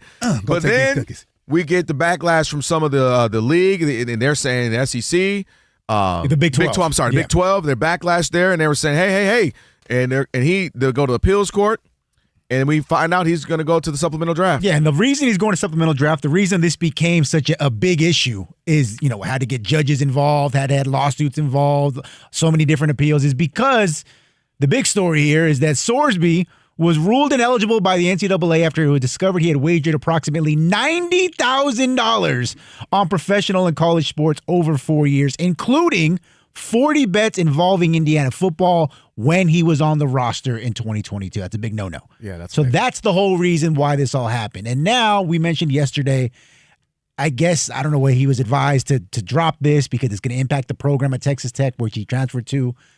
And he ultimately decided, I'm going to give up on this dream of playing college football. I'm going to go to the NFL, declare for the supplemental draft coming up here. And as a result, now that we know he's going to turn pro, you're seeing a lot of executives, scouts, coaches, all anonymously, of course, come out and say where they would take him, what they think of him as a prospect, because he is very, very highly thought of before this whole scandal started. Yeah. In fact, The Athletic had an anonymous NFL scout say that he believes, this was before, he declared, that if he had come out in last year's draft, the one that just happened here in April, he would have been ranked higher than Ty Simpson, who went 13th overall to the Rams. Now, of course, this whole thing happens. he declares for the supplemental draft. They follow up with the scout again, and they ask him, hey, if you were running the supplement or a team for the supplemental draft, where would you take him? And here's what he said, quote, I believe it's really going to be one of those things where if there's a team that really needs one and falls in love with them, there's usually be a team that turns the blind eye, goes the other way. I don't think he goes in the second round. Absolutely not. That's too big of a gamble, no pun intended. But if the third round goes by and the fourth round goes by, why wouldn't someone take him late and think they can fix him? And I totally get the sentiment, taking him late. If you're sitting there fourth round, fifth round, you're like, hey, this first round type of talent is there. Why would we not take the gamble? And we know, listen, one thing we've learned about the NFL, Rob G, you can do anything except stand up or in some cases kneel for social inequality in this country. That's right. Shout out to Colin Kaepernick. You can do anything. You can literally manslaughter. I mean this sincerely. I mean funny. With Dante Stallworth, you can be domestic violence. You can sell drugs. You can do drugs. You can do anything. If you're talented, they'll find a way to, hey, you come on back. Except that. Yes. God forbid you do that. Stand up for social inequality and kneel for a better America. God forbid you do that. But I said that to say, for me as a general manager, in this particular instance, and I want to, it's delicate for me, Kerry. There's certain things a young person can do. You did, I don't know, but I'm saying you do dumb stuff when you're 18, 19, and we were before the cell phone recording video era. Yes. So you did dumb stuff. Yep. If this were Rob G, he got into a bar fight, that happens, right? If this were DUI, I would be like, man, left a frat party or club when he was 19, 21 in college. And, you know, even if it happened once or twice, you'd be like, all right, man, just young, dumb, and in college. My fear with this one and why I would not draft him, preferably me, is because this is one of those, when you study the psychology of it, oftentimes, not all the time, but oftentimes becomes a lifelong battle. Because this isn't just a, well, I was broke and I was trying to make some money and, you know, I was hoping. Broke people have gambling issues.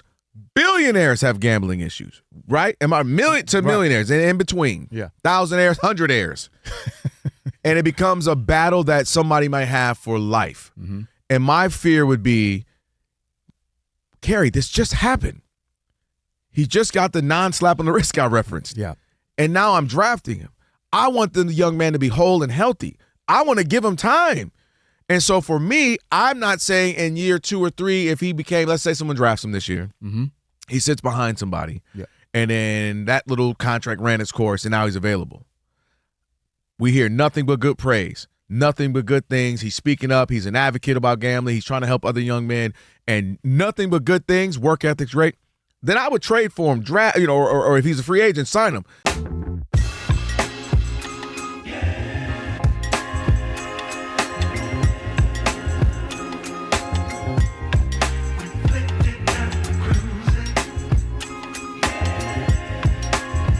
Professional wrestling fans, the action continues every week. TNA Thursday Night Impact every week. Don't miss the adrenaline, the drama, and the total nonstop action as you watch your favorite TNA wrestling stars. For showtimes and more information, visit TNAWrestling.com.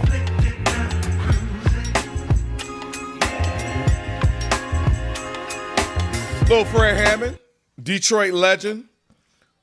On your Worship Wednesday, it is the Odd Couple. Kelvin Washington, my man Martin Weiss, who's in for Rob.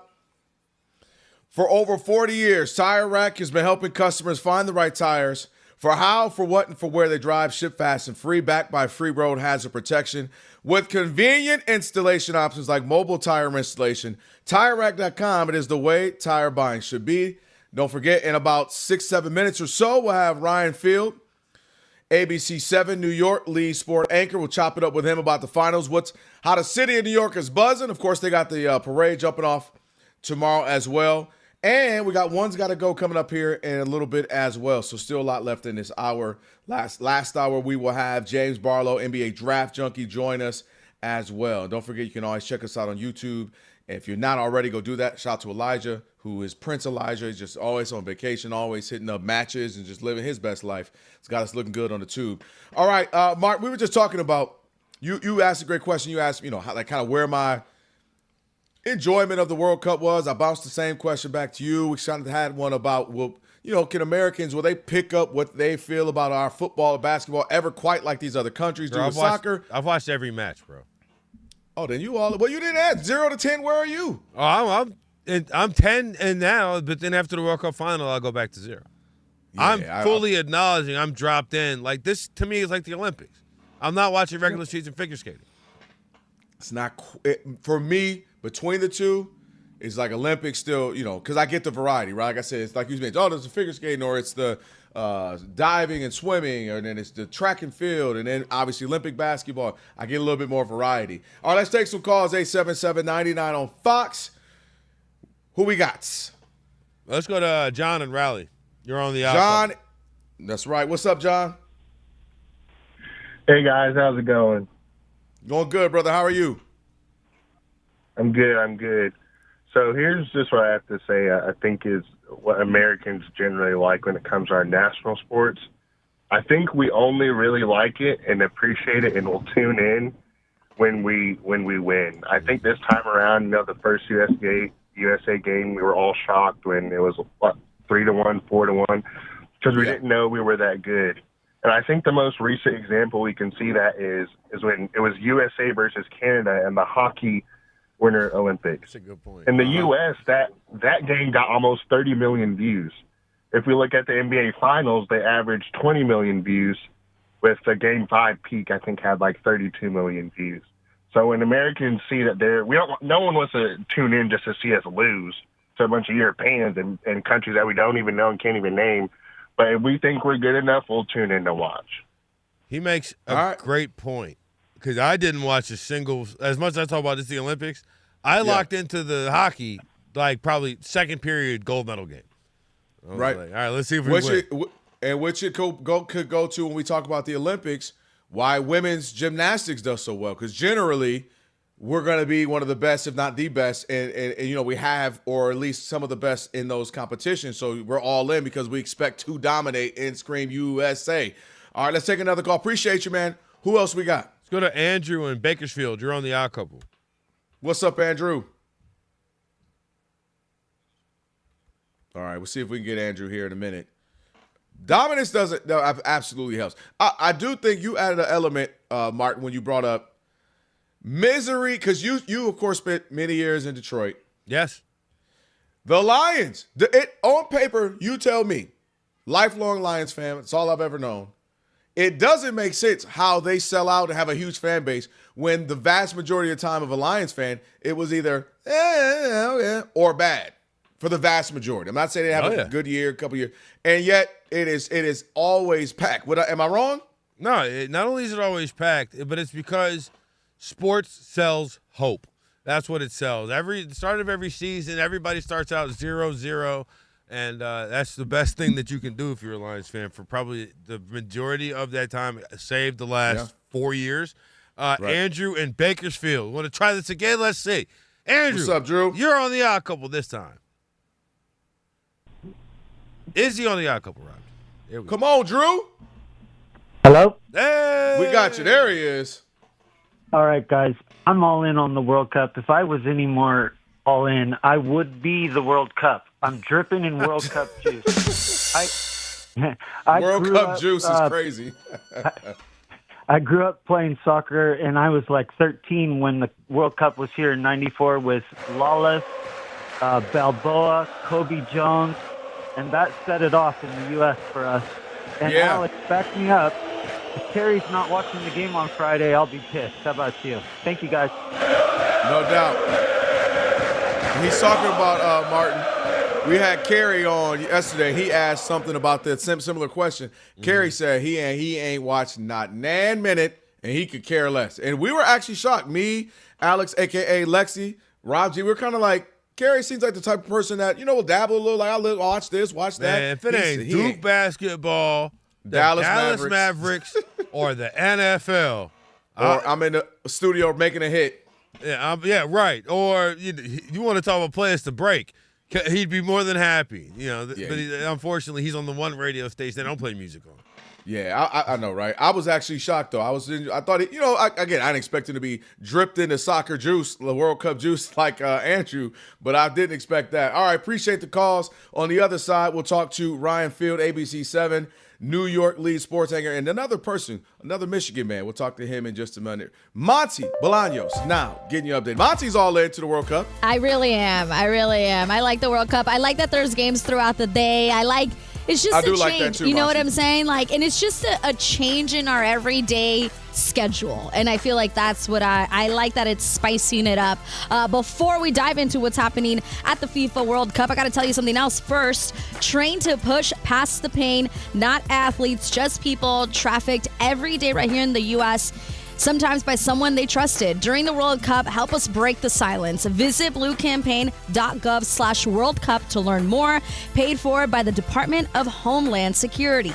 Right now at the World Cup, out of Group L, Ghana and Panama are still scoreless in the 68th minute, and you can catch all the action on FS1. Earlier today, out of Group L, Harry Kane had 2 goals as England defeated Croatia 4-2, while Portugal and DR Congo out of Group K, they ended in a 1-1 draw earlier today. We'll check in on the Men's College World Series because if Oklahoma holds on to their lead right now against Georgia, they're headed to the College World Series finals, and right now they're up 4-0. It's the bottom of the 4th inning. So again, if the Sooners hold on, they're going to head to the finals where they're going to face North Carolina, who defeated West Virginia in the semifinal 12-7. The Tar Heels haven't been to the College World Series finals since 2007.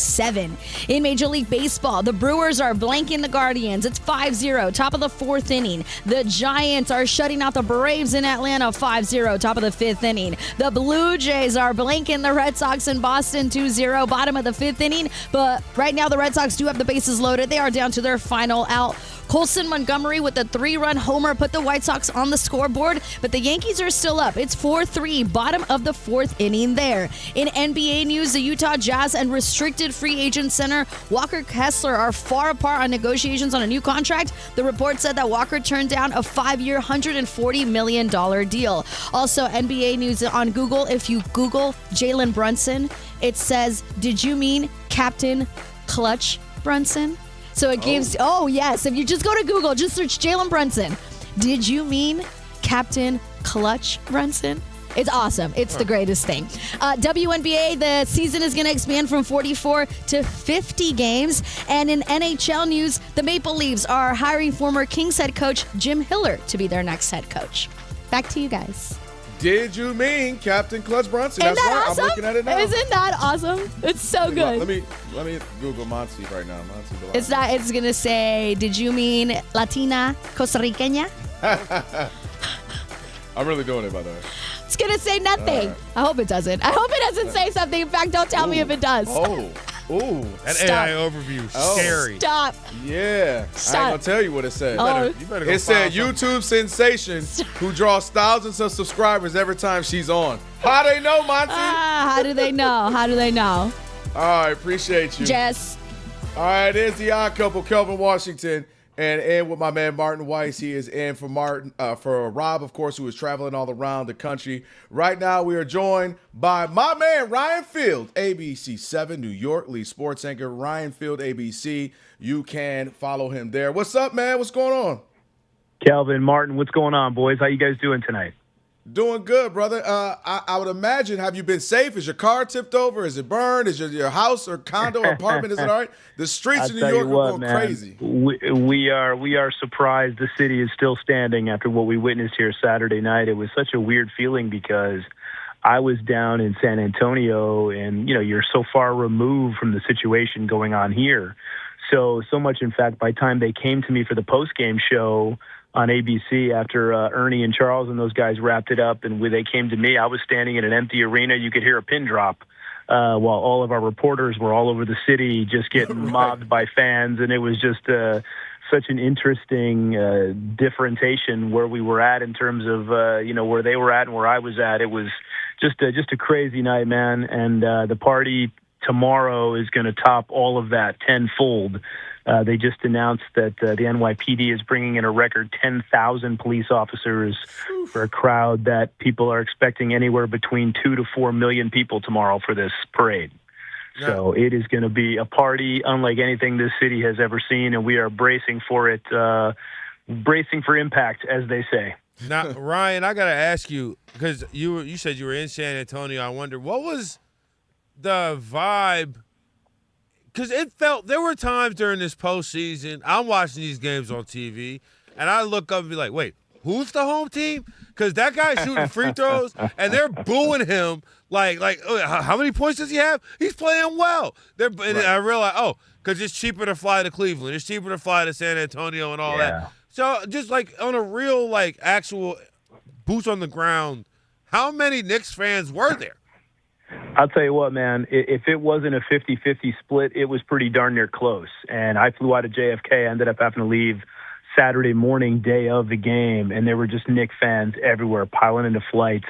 You know, we get on the plane down to San Antonio, and the flight attendant's like, welcome aboard, let's go Knicks. The place starts going crazy. Let's go Knicks chants break out.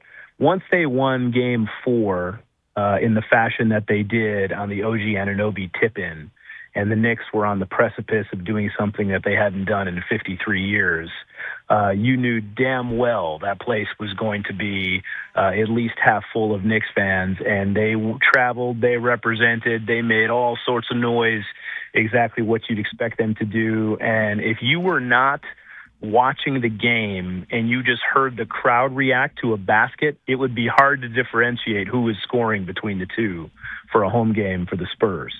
So, had that series been 2-2, it probably would have been a different vibe for Game 5. But because it was 3-1 with the Knicks on the verge, and they came back and got it done, I mean, it was kind of a surreal sight to see them holding up the Larry O'Brien trophy, a franchise that people love to pile on. You know, in the last 26 years, only the Wizards had lost more games. It's kind of crazy to think where they are now, and it's been a pretty remarkable run, and we're looking forward to celebrating him tomorrow here in New York. He is Ryan Field, ABC 7 New York, lead sports anchor, somebody I've known for a very long time, man. Shoot, we probably about 24 years now, Ryan. We're getting old. Now, let's not date ourselves, bro. We didn't need to go down that road. Yeah, my bad. That's on your board. We just could have been like, listen, we go way back. We just could have left it aside. Hey, let me ask you this. You've been in New York now for quite some time. I was watching last night because, they just have anything New York is airing, and they had basically the 30 for 30 on the 86 Mets. They show the parade. The mayor at the time jumps, hey, that looks like a record 2.2 million. Everybody's going crazy. When you talk to people who are there, in comparison, are they like, the last time I seen the city on fire like this was the Mets, or was it maybe a Yankees run? What are people maybe comparing, if at all possible, what this is feeling like? I think you just nailed it. It's impossible to compare because the Knicks are the only team in town that does not have a rival fan base. Right. I mean, how many Brooklyn Nets fans do you know? The Nets moved to Brooklyn in 2012. So they don't have the longevity, they don't have the history that the Knicks do, and this long-suffering fan base. I had a lot of friends, Calvin and I are from Detroit, and, comparing it to if the Lions won the Super Bowl, and it's pretty darn near close in terms of how long it had been. I mean, the Lions last won an NFL championship in 1957. The Knicks last won the NBA championship in 1973. But you've got 10 times the population here in the city of New York, and pretty much everybody roots for the Knicks. Even all of these new transplanted people that have come to town have gotten on the Knicks bandwagon. So there's really nothing to compare it to. They didn't even have parades for the Knicks in 70 and 73 when they won their other two titles because of the mayor at the time. So this is literally going to be the first parade that the city of New York has ever thrown for the Knicks. And it is going to be something else, fellas. It's going to be people as far as the eye can see. I'm going to be excited to be a part of history, but it is certainly going to be a madhouse in the city tomorrow morning. So Ryan Field, a New York lead anchor and sports anchor for ABC. Now, I know that you've also spent some time in Los Angeles. So, like, L.A. famous people kind of can hide a little bit. They don't really, like, if you're out to dinner with somebody, like I went to dinner and Sterling K. Brown was there like 2 weeks ago, and it was just like we're just eating food. Like nobody's like, can I take a picture, whatever. I imagine Jalen Brunson is not afforded that same level of like anonymity in New York. I'm wondering how far down the list goes. Like, can Landry Shamet go out to eat? Like, or is he getting his meals comped? You know what I mean? Like at this point, dude, anybody who was getting any sort of minutes is getting comped for the foreseeable future. Because the ratings for this, it was the highest rated final since '98. Game 5 peaked at 33 million people. I mean, everybody was watching this thing. And because it's New York and there's always a certain stigma and mystique that comes along with teams from New York, and frankly, people love to hate on, if you're not from New York, people love to hate on New York teams, and I totally get it. But these guys are all celebrities, from Jalen Brunson down to Deuce McBride, down to Ariel Pukporty at this point. I mean, it's basically everybody. Is there a way to quantify how much more popular that, like, the Knicks as a whole, but of course, like Jalen Brunson specifically, how much more popular he is than the second most popular just person in New York? Not more popular than any of the Knicks. I'm not trying to do that, but I'm just like the most popular person, whoever he is. I feel like he's got to be number one with a bullet. Would it be Aaron Judge? A mile long, right? Well, I was just about to make that point. A popular debate in the last couple of years on sports talk radio here is who is the king of New York when it comes to sports. And it's either Aaron Judge or Jalen Brunson. And I was literally just texting with a buddy of mine right before this conversation, and I said, it's Brunson now. Yeah. Because he's done something that Aaron Judge has not, and that's win the title. And Judge, for him being basically the face of baseball and for as good of a player as he is, you look at what he's done in October, and the guy just hasn't delivered. Where Brunson dropped 45 points in a road closeout game, most in the finals since Jordan in '98. So, I mean, this guy, they call him Captain Clutch, as your radio update lady just perfectly put it.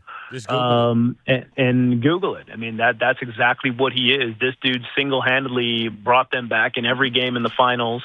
And, you look at what the Spurs did to Shai Gilgeous-Alexander, and you thought that they were going to have similar success against Brunson. And Brunson just made these guys look silly, dude, from Wemby right on down. And you just look at him. He's not the most athletic. He's certainly not the fastest guy on the court. But, man, he knows how to get to his spots and make his body work. And when you need a bucket, he can go get you a bucket. And that, to me, makes him the king of New York right now. No doubt. Hey, we got to leave it there. Ryan, my man, appreciate you as always, my guy. Anytime, fellas. Take care. No doubt. Ryan Field, give him a follow, Ryan Field ABC. He's, of course, with ABC 7 New York, lead sports anchor. And he does a whole bunch of The Bachelor stuff, too. He's like the face of The Bachelor podcast and all those conversations for The Bachelor on that. So shout out to Ryan. All right, one's got to go. If you've been keeping up with the 2016 Cavs team that won they came back from 3-1, 5 or 6 of them have been out doing different stuff on social media. LeBron, Kevin Love, and the guys. So I got something geared around that. We'll do that next as one's got to go. It is The Odd Couple. Martin's in for Rob, Kelvin Washington. Stick with us. Fox Sports Radio.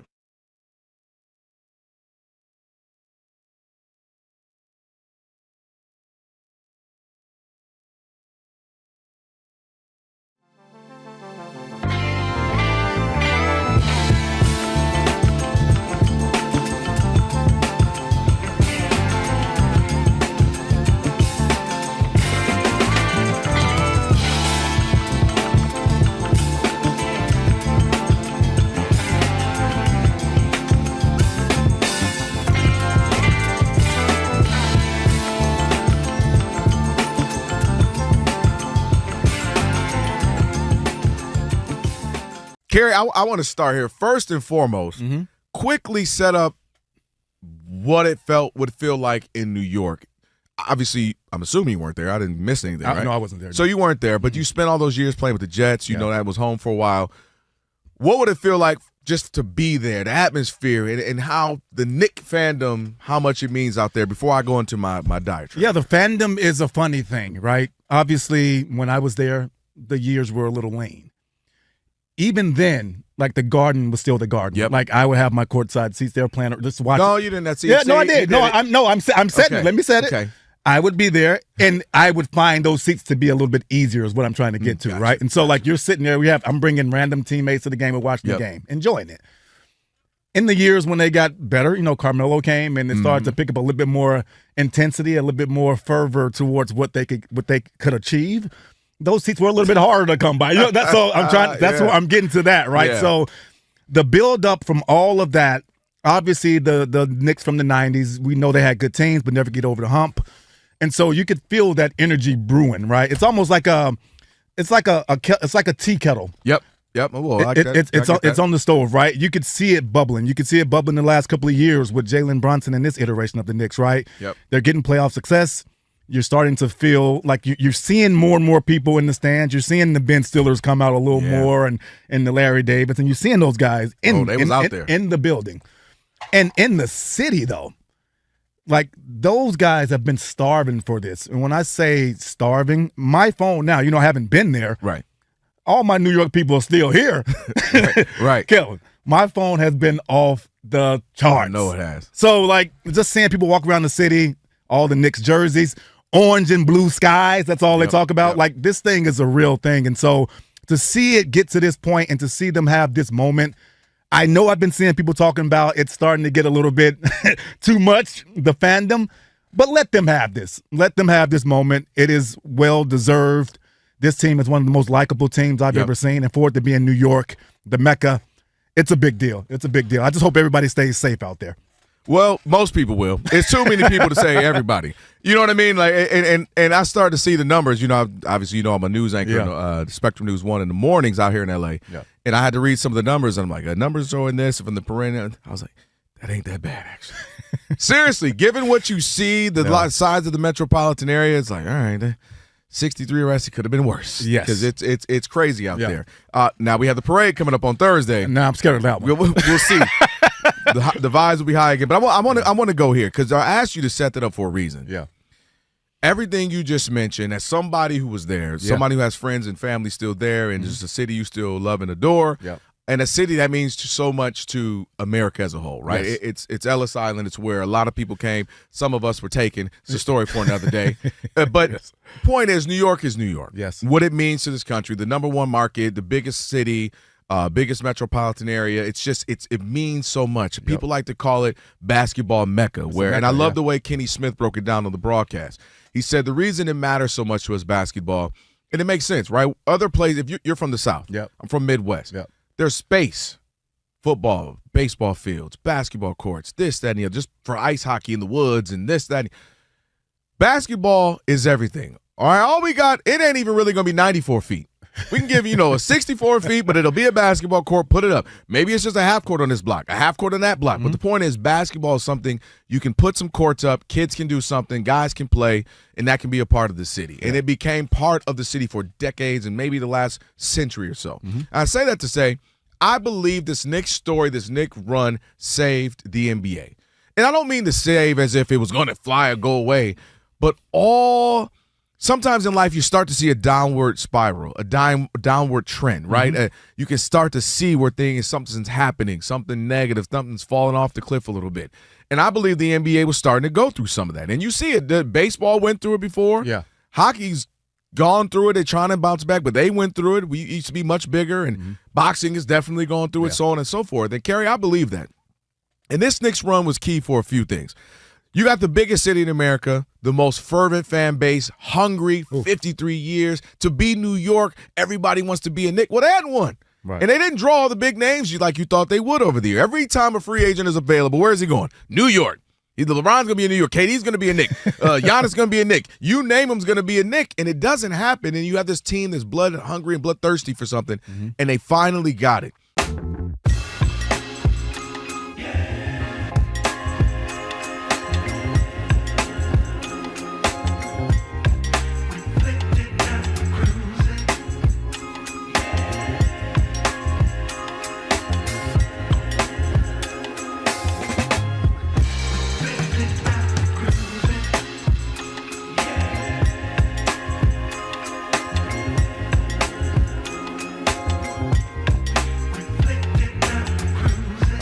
It is the odd couple.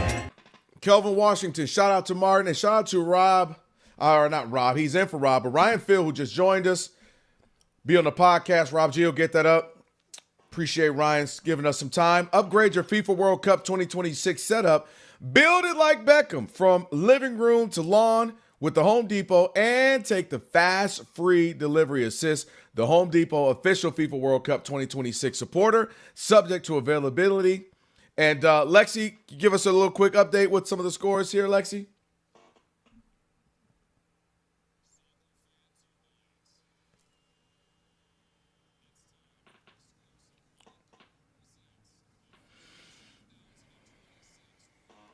Oh, gentlemen, the pitch is vibrating. Can you hear them in the stadium?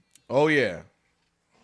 Not only is Congo still gallivanting through the fields of the United States for their tie against the crumptity-creps Portugals because of Ronaldo.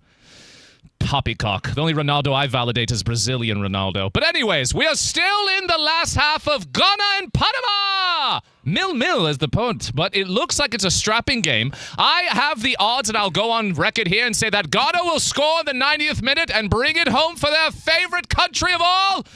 And I'm still curious how they and Senegal decide on who gets the flag, horizontal and vertical, as they look the same. But as for the rest of today, England dominated Croatia 4-2, and Portugal, as I said, tied it 1-1 to Congo. Stay tuned, though, because later tonight, 7 p.m. Pacific, 10 p.m. Eastern Time, is Uzbekistan and Colombia, which will close out every single group stage in this tournament, my friends. Back to you. Lexi, thank you. Appreciate it. Let's get to One's Gotta Go.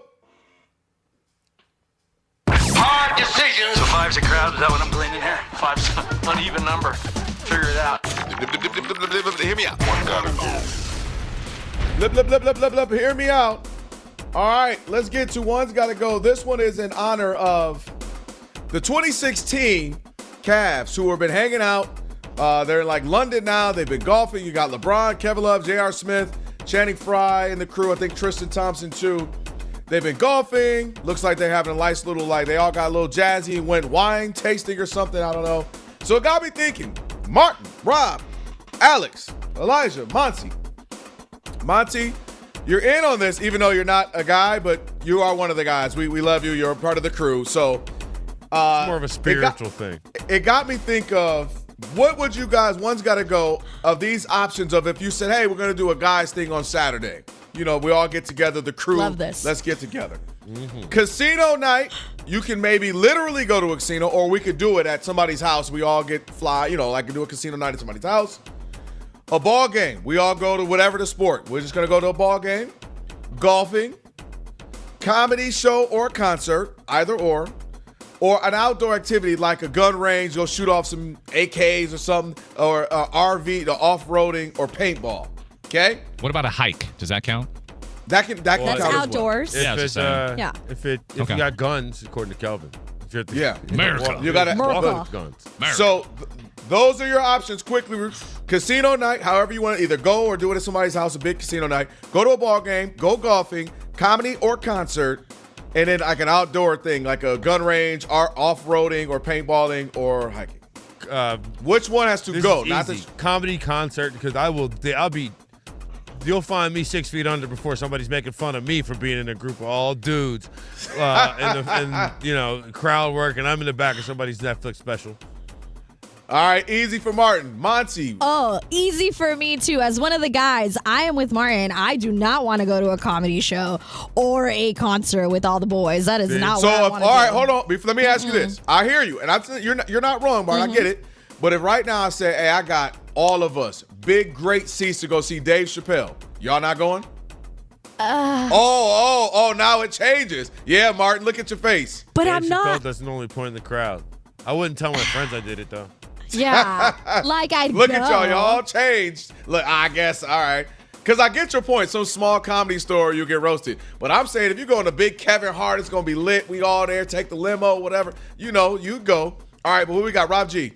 I'll tell you what, Monty and Martin are never heard the expression bros before something else, because we all going to the comedy club. I'm going to Vegas next month. I'm doing all of these things except the outdoor activity. So that's one's got to go. Says the guy who's, doing the shot. Doesn't want to go outside. That's a good point. That's true. By the way, if you want to buy some, I got extra. Oh, yeah, I know. You got some in the fridge for me. All right, Alex, want to buy some, we give. Alex. I'm going to go casino night. What? Yeah, I don't know. That's I just not feel a like boy's that's answer. just. I've seen too many of those movies where it's like, don't go out to Vegas with your boys at night. Bad stuff happen. It's so fun. Nah, not with the boys. It's so fun. It's My so dad bad, loves it's the good. casino. I do it with like a lady or something. I wouldn't do it with the boys. All right, and my final answer is, you're right. It's a comedy concert. I gave y'all a hard time. Y'all are whack. I gave y'all. I just rather not. I'd rather kick it with y'all. You know what I mean? I'd rather do the thing, like go do and be a part and chop it up and hang. You kind of can't do that at a comedy or a concert because we your got to friends watch ain't the funny. thing for 2-3 hours. Hey, Rob G, don't invite us. You're going to be by yourself. We are Fox Sports.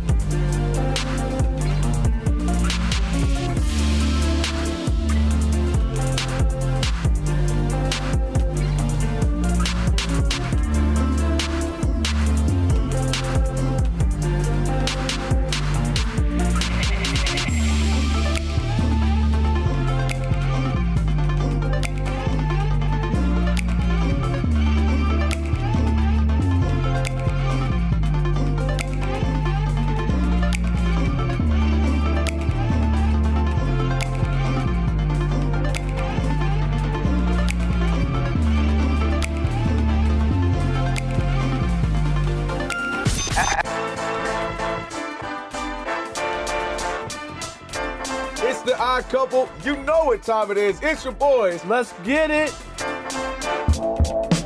The Odd Couple is fun. Check. And informative. Check. What's up, America? You want to talk sports with 1.5 of the best-looking guys in the game? That game was incredible. You are wrong. You'll be king of the water cooler. What's it like working with Rob? Rob in his mind is like Chris Rock mixed with Richard Pryor, so I'm running out of fake laughs. Ha ha, Rob. Rob is very passionate. Son, you ain't ready for this. I don't have BS in my game. I'm straightforward. I'm honest. You say Brady's the greatest quarterback of all time, but Eli Manning beat him twice. And of course, it doesn't hurt that I'm right most of the time. Kelvin is the nice guy, wants to make everybody feel warm and fuzzy. You done? Let me tell you the truth. I bring the energy, a youthful energy. Rob's not gonna see this, is he? And I bring an honest opinion. Michael Jordan, I can't take it anymore. I need a break. I'm gonna go play baseball. Trash Talking Tuesday is the best. It's a great opportunity for folks to call in and they get to trash whomever. Who you trashing, Roger? I'm trashing LeBron James and Michael Jordan. Oh, okay. They can't even hold Wilt Chamberlain's shoes. Stop talking about the king like that. It's a new era. Let LeBron be the best, please. I only recognize one king in the United States, and that's Burger King. The connection with the Odd Couple audience is incredible. We really invite them in. And they can relate, whether it be things about our own personal lives or our takes on sports. Love you guys. You guys are killing it. Hey, we appreciate you. Thank you for rocking with your boys. They feel like it's just my guys, just my friends, and they join right in on the show. We talk with the listeners, not at them. Obviously, you can listen to us live, but you can still check out the podcast. You can check out our YouTube. You can check us out on social media. So in any way you want to get it, you can get it. Yes. There's some yelling. It is some hot takes. It's a whole lot of fun. I'll give you that. It is fun. I agree. Begrudgingly. The Odd Couple. Sports talk that's too good and too fun.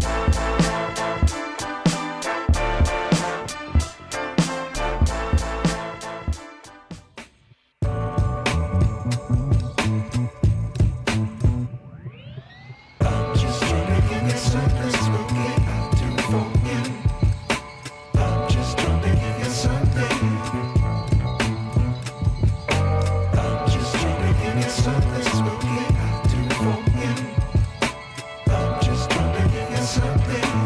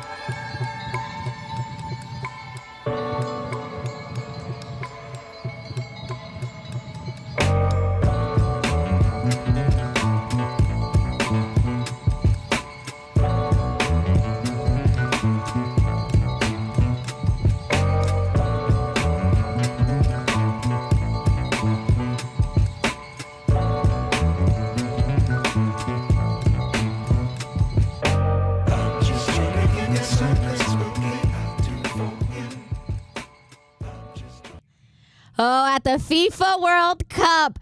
Ghana just scored in the 95th minute of the match. They are up on Panama 1-0, coming down to the final seconds because they are now on the 99th minute. This is out of Group L, where earlier today, Harry Kane had 2 goals as England outscored Croatia 4-2. And earlier today, out of Group K, Portugal and DR Congo ended in a 1-1 draw. You can catch all the action right now between Ghana and Panama on FS1. At the College World Series, the Oklahoma Sooners are up on the Georgia Bulldogs. It's 4-1, top of the 6th inning. If the Sooners hold on, they are going to head to the College World Series finals, where they're going to face North Carolina, who defeated West Virginia in the semifinal 12-7. I'm Monty Bolaños. I've been covering this league since 1987.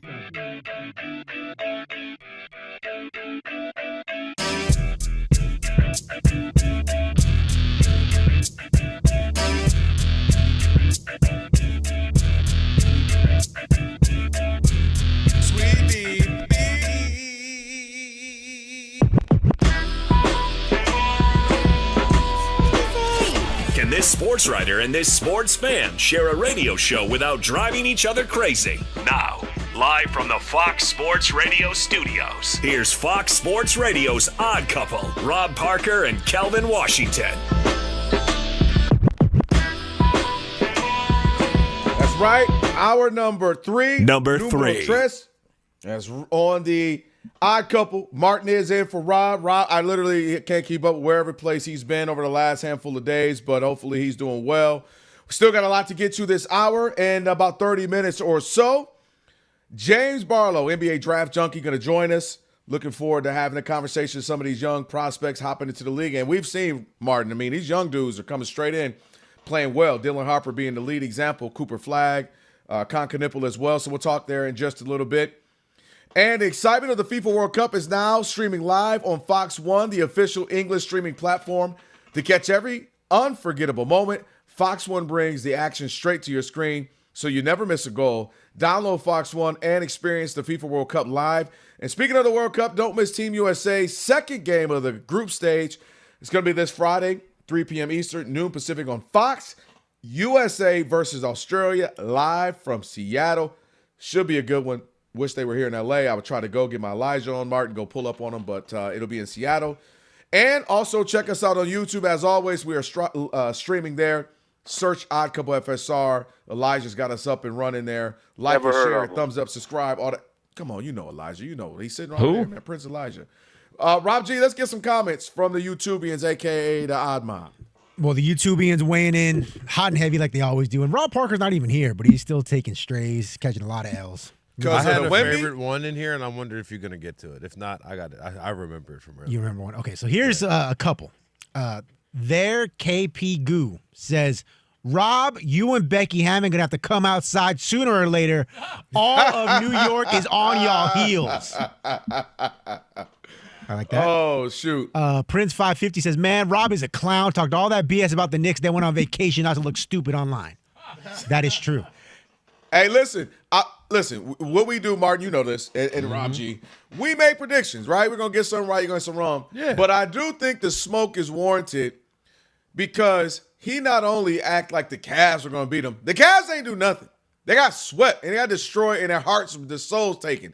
Then he went ahead and said, Wemby, they finally get a win, Martin, and you know what he said. He said the Knicks weren't going to win another game, and they didn't lose another game. And in fact, the President Trump didn't go to the game. They might have never lost. They was looking like a biblical 40 days and 40 nights of rain. They were raining down on the NBA.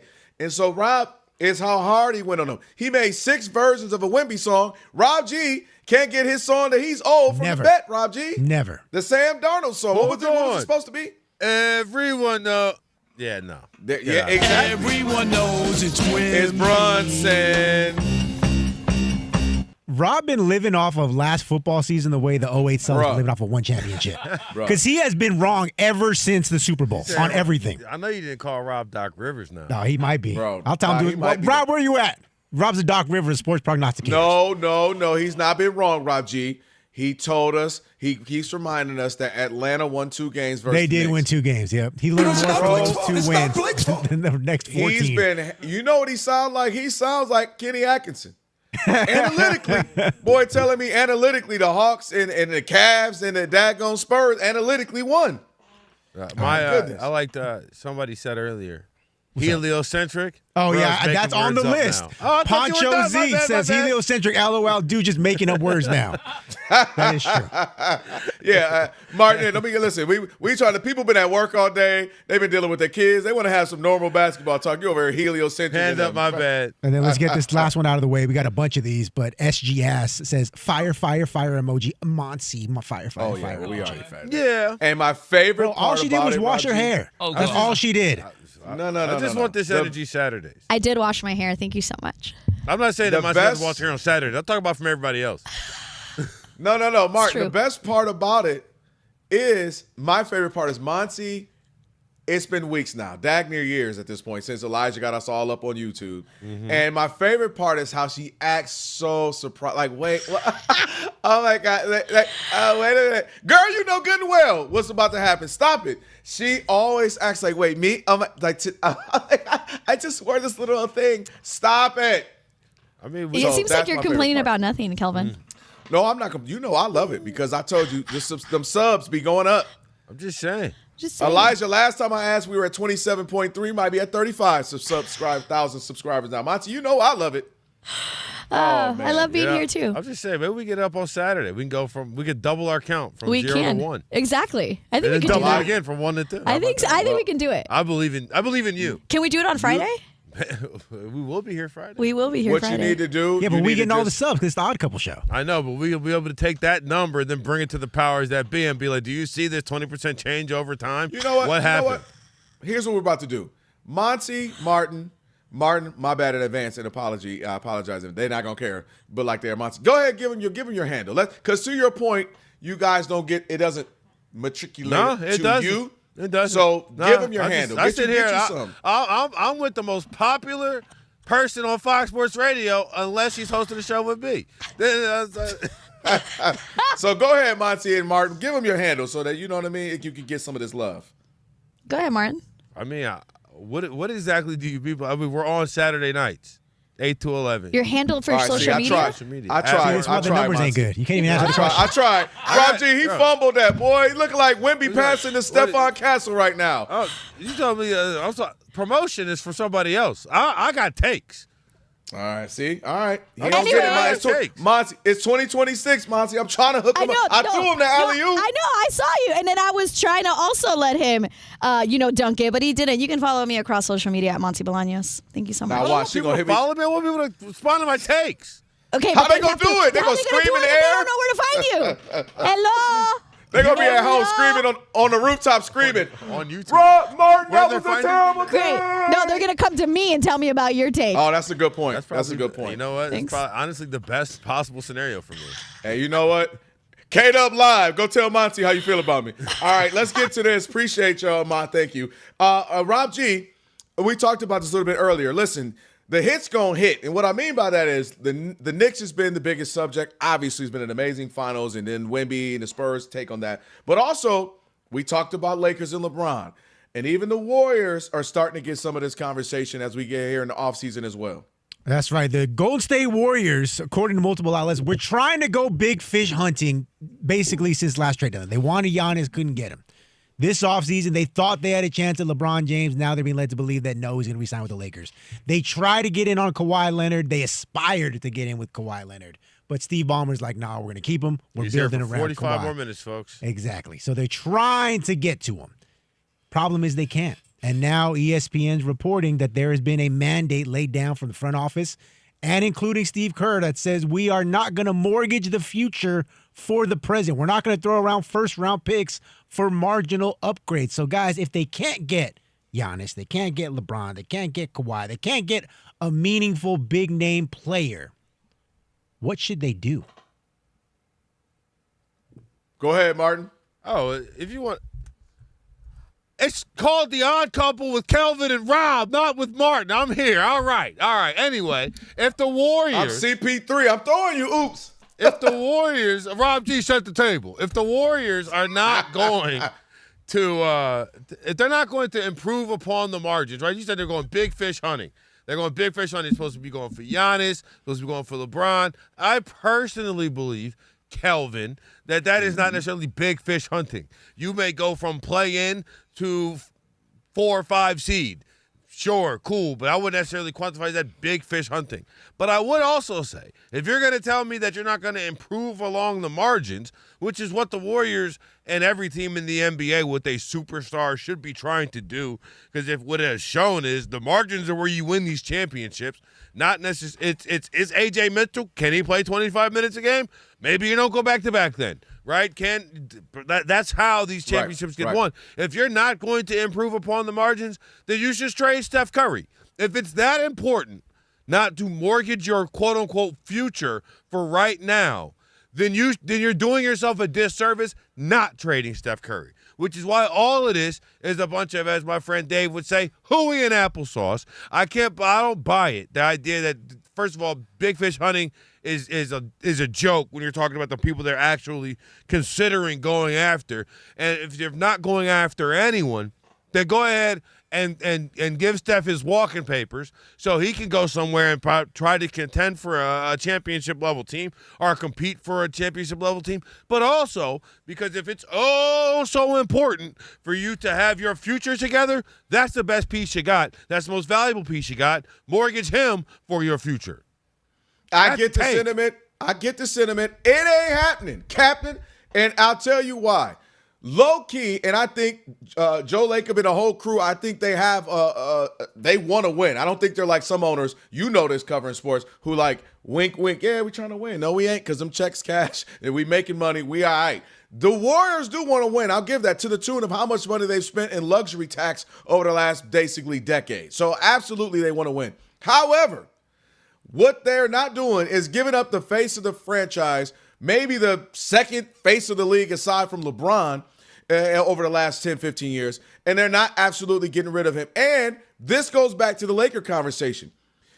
When you have had some success, and they've had a bunch winning championships, the trouble with that is, it's like when you were back in the club days, Martin, you were a married man, but back there, when you still thought you had it, and I can still pull them like that, and I still got some game, you still think, if I get a good lineup, throw on a nice shirt, to make sure the kicks is matching, I can still go get them. And that's what the Warriors are. They still feel like they can go get them. And they're playing the game of, Draymond, what did he say? Man, don't let us get in the playoffs. Don't let us get in. Because they feel like we still them boys. We pull up to the club in the big body Benz, whatever car, we looking good, smelling good, we got it. They got Steph Curry, who at any given night can still be one of the top 10 best players in the league when healthy. We know that. Draymond still feels like he's at the top of his game.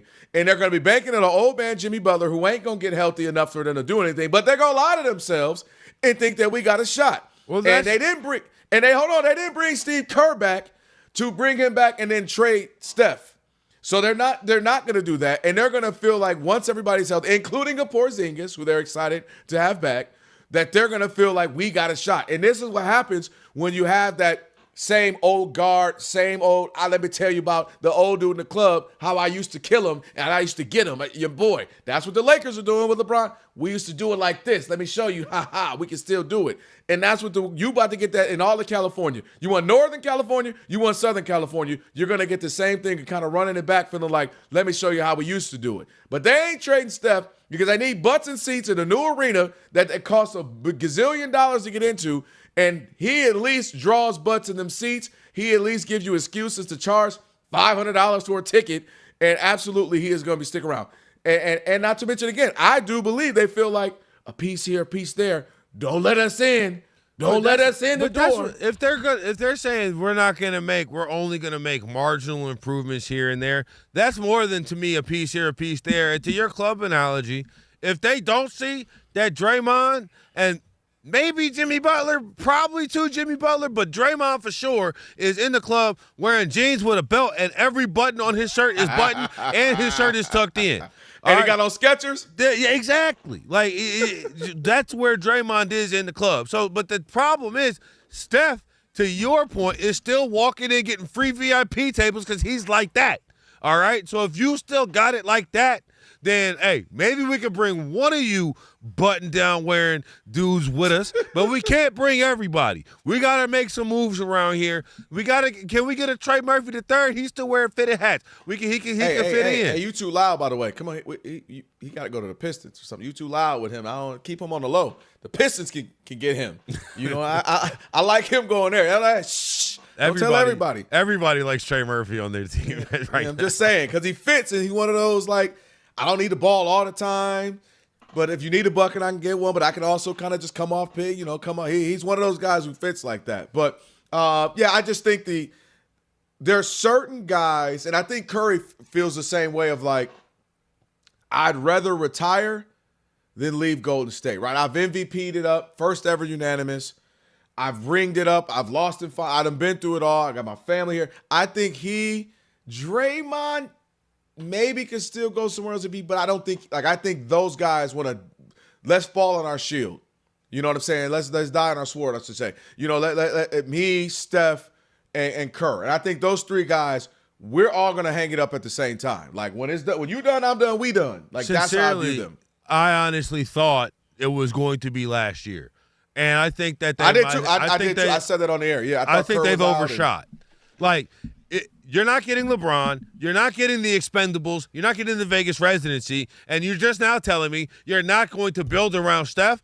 If Steph didn't just sign that massive Chinese shoe deal, maybe he would hang him up. But he's probably got to go out there and play and drive his some obligation. Yeah, you got to play another at least 2 years, and we're gonna give you this $1 billion for these shoes.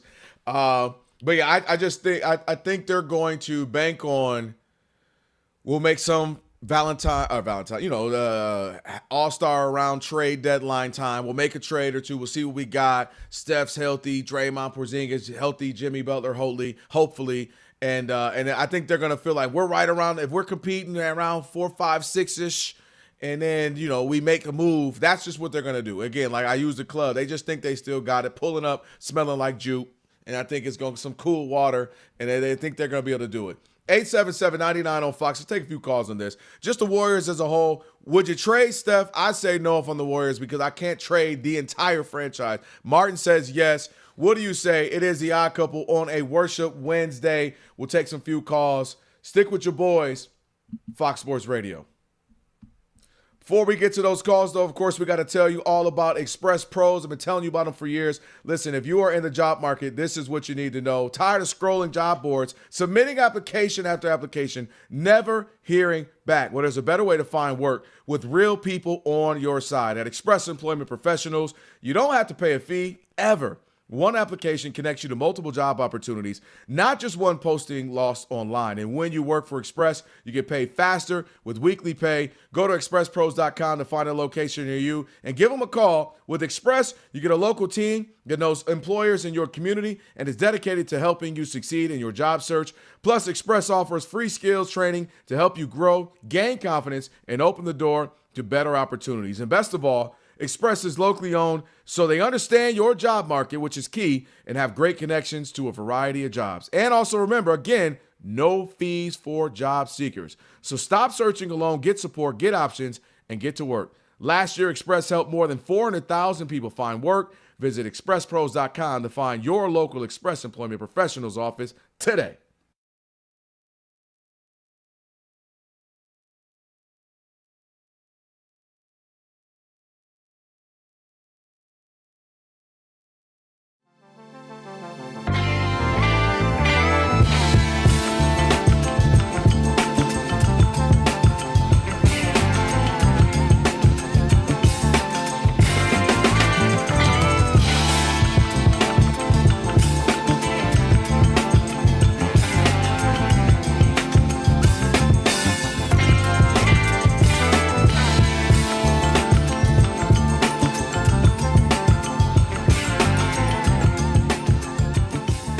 The other side to the Jalen Brunson, little man, David and Goliath.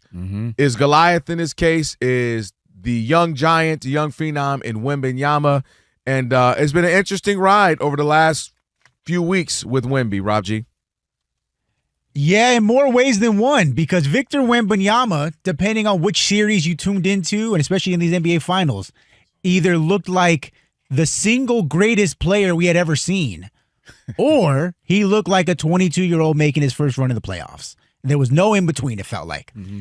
And of course, throughout the postseason, he had controversial comments, controversial plays, and he didn't seem to ever have any kind of remorse about anything he did or said on or off the court, including after they lose Game 5, unceremoniously gentleman's sweep. Wemby had the audacity to point out that, you know what? I still feel like we dominated that series. Take this. One of many things I learned is the margin of error is very, very thin. Our domination stints are absolute. We absolutely dominated for most of the series, but our errors, our mistakes, are punished so hard that we can't have ups and downs like this so much. You know, the ups are okay. The downs is the reason we lost. There you go. Well, and then after that, he said, "I'll see you guys never." Yeah. I don't quite get that part of it all, but listen, I'm gonna go here. This is what we love to do in life, in sports in particular, Kerry. We love to have somebody that the roller coaster ride, the ups, the downs. We love you, then we hate you. We might hate you for a while even. Yeah. And then we love you again, and then we can, and then depending on how it ends, we might hate you again. We'll see how it ends. It works out at the end for you. Yeah. And I say that to say, to me, that's where I think Wemby's starting to fall. First year or so, it was like, I don't really know. I don't know what to see. It's not like we saw a bunch of highlights of him, and you're unfamiliar, if you will. Okay, This will be an interesting ride. Then you start to see he's good. Then in this year it goes into, this dude is a problem. He might be the best we ever seen when it's all said and done. He's scary good. Mm-hmm. And then we love the passion. Mm-hmm. Right? Oh, he cares. Look at him. He's crying in the Olympics, and he's mad. He wants to bring the pain to the All-Star game. And you're loving all of this. And I've said right where you are, and I said, I love how outspoken he is, how honest. He'll tell you, hey, I think I should be the best. He sat down with Malika Andrews. He'll be like, who's better than me? She'd be like, oh, dang, you're so blunt. And he's like, yeah, I don't know, who's better than you? Name him. Who do you think better than me? When I'm healthy, ain't nobody better than me. I love it. But I think we've gone from now where it's the Anakin Skywalker to Darth Vader. Okay. Hear me out. I'm listening. Anakin Skywalker is this young Jedi, talented, learning the game and thinking he's going to be, this guy that's Obi-Wan Kenobi is teaching him. He's learning. And you see, oh, man, look at this dude. It's fun. You love him. But then he sells his soul, right? And becomes Darth Vader. But watch this, though. Darth Vader, while he's the villain, kind of the villain we all love. And I say that because Wemby, this is what happens. All the stuff that we love you for becomes the thing that we start to despise you for. Yeah. And all that we love, he's honest. He said, I should have MVP. Look at him. He's mad at SGA. And he keeps talking. And he keeps talking. Mm-hmm. And everybody's like, all right, you're saying too much. You know you're losing. No, you got mollywopped. You're choked. And you're not admitting it. And you're finding ways out. And you're kind of making excuses. And you keep saying, everybody knows we're going to win. Everybody knows we're coming back. And it's like, that stuff starts to work against you. Yeah. You start to be tough and passionate. We like that. But now you're elbowing guys. And you're elbowing this guy, and you're pushing Brunson down, and you're putting your feet under people, and you're getting into it and tussling, and it starts to become, right? You're starting to not like it. You don't speak to the reporters. Yeah. Couple few games back. Mm-hmm. You walk out. You don't speak to reporters. You're the same one always looking for a microphone and answering questions. Now all of a sudden you ain't got nothing to say to reporters. Mm-hmm. You don't shake hands afterwards. You're crying on the podium when you lose to Chet and them back in the 19U. But I'm serious, Kerry. This is how this works. He's so passionate. He's crying. Look at the Now it starts to work against you because look at him crying. He always losing something. He's losing in the 19 under, losing in the Olympics, losing in the midseason tournament thing, losing in the finals. And this is how I think I was watching this and starting to see how it starts to shift. What's the first thing they say? Why you shooting so many threes, Rob G? Why you don't post up? Man, we already crowned him too early. He ain't all that. Man, he nice, but he ain't that nice. Look at him. Can't even shake hands with him. Sore loser. Yeah. And I think I was watching this like this is where Anakin Skywalker turns into Darth Vader.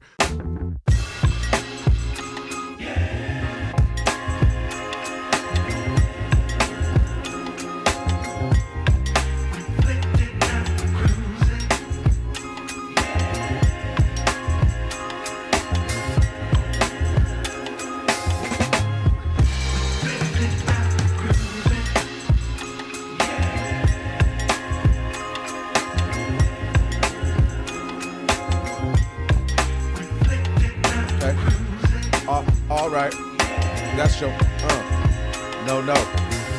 Yeah. Hey. Our couple, Kelvin Washington, Martin Weiss, in for Rob on a Worship Wednesday. Great show thus far. Appreciate everybody hanging out with us on this Worship Wednesday. As always, we got last call coming up in a little bit. And then we have James Barlow, who will be coming up after Monty, NBA Draft Junkies. We'll talk some more hoops and kind of where teams are looking to make some moves in that regard. And for over 40 years, Tire Rack has been helping customers find the right tires for how, for what, and for where they drive. Ship fast and free, backed by free road hazard protection with convenient installation options like mobile tire installation. TireRack.com, the way tire buying should be. Before we get to this real quick, take a couple of calls about the Warriors. Martin, I was just telling Rob G this. I don't know if you've seen Washington Park in New York. Everybody's just obviously the New York City is on fire. Mm-hmm. They had a Jalen Brunson, like not a contest, but just like all these people who happened to be there who got together who looked like Jalen Brunson. All grown men, people 10 years older than him to people literally only 10 years old. It was hilarious. And it goes back to the conversation we were having last hour with Ryan Field.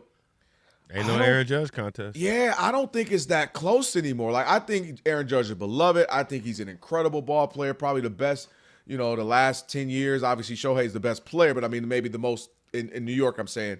But I feel like there's a large gap now. You know what I mean? Like, Jalen Brunson, Aaron Judge. Am I over? Am I prisoner of the moment? No, Jalen Brunson is like, seriously, that was the question I was trying to ask him. It's not just – I think he's the most popular person in the last 25 years from New York. Because Melo was huge, but not this. This is crazy. And Melo was already big, right? So it wasn't like – Jalen Brunson is just like emerged. Melo was big when he got to New York.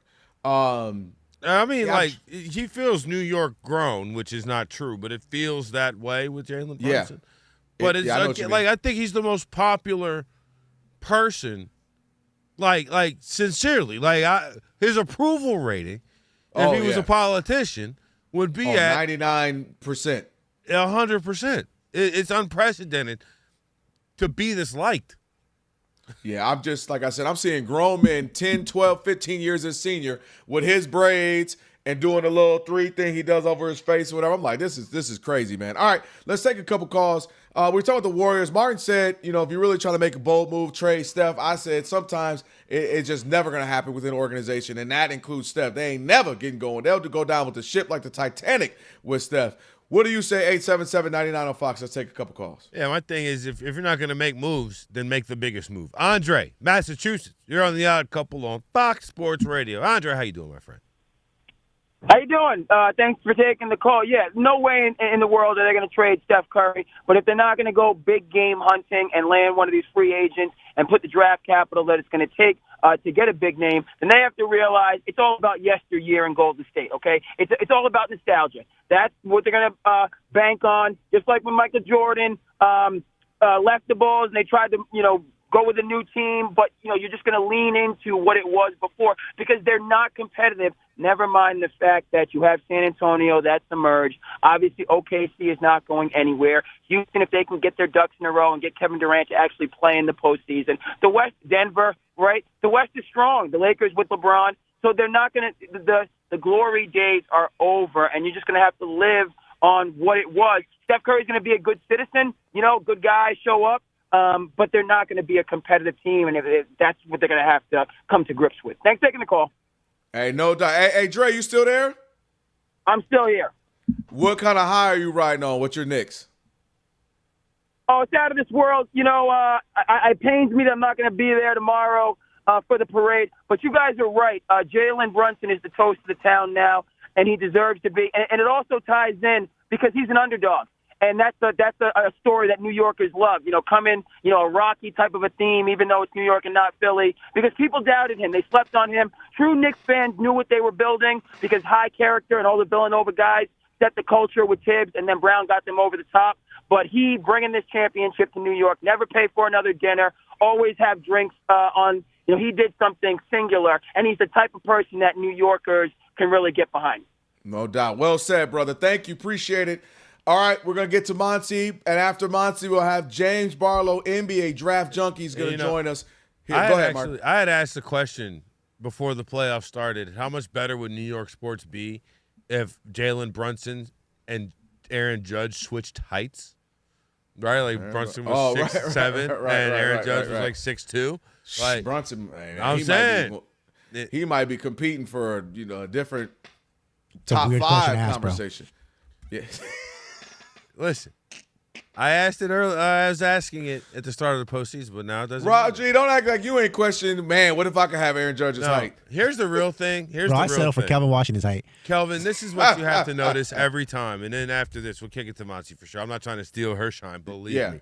But anytime that you see a man, right, really, truly arguing like, oh, Becky Hammond said Jalen Brunson couldn't do it. Right. Just check and see how tall he is. And then you'll have the answer as to why there's that extra vinegar in the voice. A little Napoleon syndrome, you're saying? I didn't take it. It wasn't a personal affront to my entire lifestyle when Becky Hammond said that Jalen Brunson couldn't win a championship. The idea, though, that I'm not going to lie, that she's getting the extra, and Monty, you can jump on in here. The extra smoke is crazy. Like, you know how many people said he's too small, he's too this, he ain't that? And, like, Becky is now the poster child. I do think that's a bit overblown. Like, yes, she had her opinion, you can disagree, but the fact that she's, like, the child of Jalen ain't the guy, when mad people have said that, Monty, I think it's a little crazy. It is, but I mean, once they won, I did text a few people, Becky Hammond in shambles right now. Like I said, if you have a beef with Becky Hammond, just check their height first. It wasn't, I don't even have a beef against her, but I did think like, this is rough, especially because of how the final game went. Sure. Like it was all him. I mean, the Knicks were literally like, we'll just win in game 6. It's fine. And the Spurs are like, hold my beer. You're winning right now. I know you're not walking out of here without winning. Those last 2 games, he did go crazy, Monty. Yeah, no. So it's pretty. It is too much, but even I leaned into it. I'm not gonna lie. That's all right. You better stand up for the vertical. You know what I'm saying? I'm still on the bandwagon. You guys stand on each other's shoulders. That's right. Stand 6 feet tall. We're gonna be 6 feet together. That's right. The parade is tomorrow, guys, and apparently, it's gonna be the largest planned police deployment for any NYPD event in history. 10,000 officers is the number I saw. Martin doesn't want to go to the Knicks championship parade. Jalen Brunson, Josh Hart, they threw out the first pitch today for the Yankees. So, no, they are definitely living their best life. But let's go over to the World Cup, guys, because Ghana scored in the 95th minute to defeat Panama 1-0 out of Group L.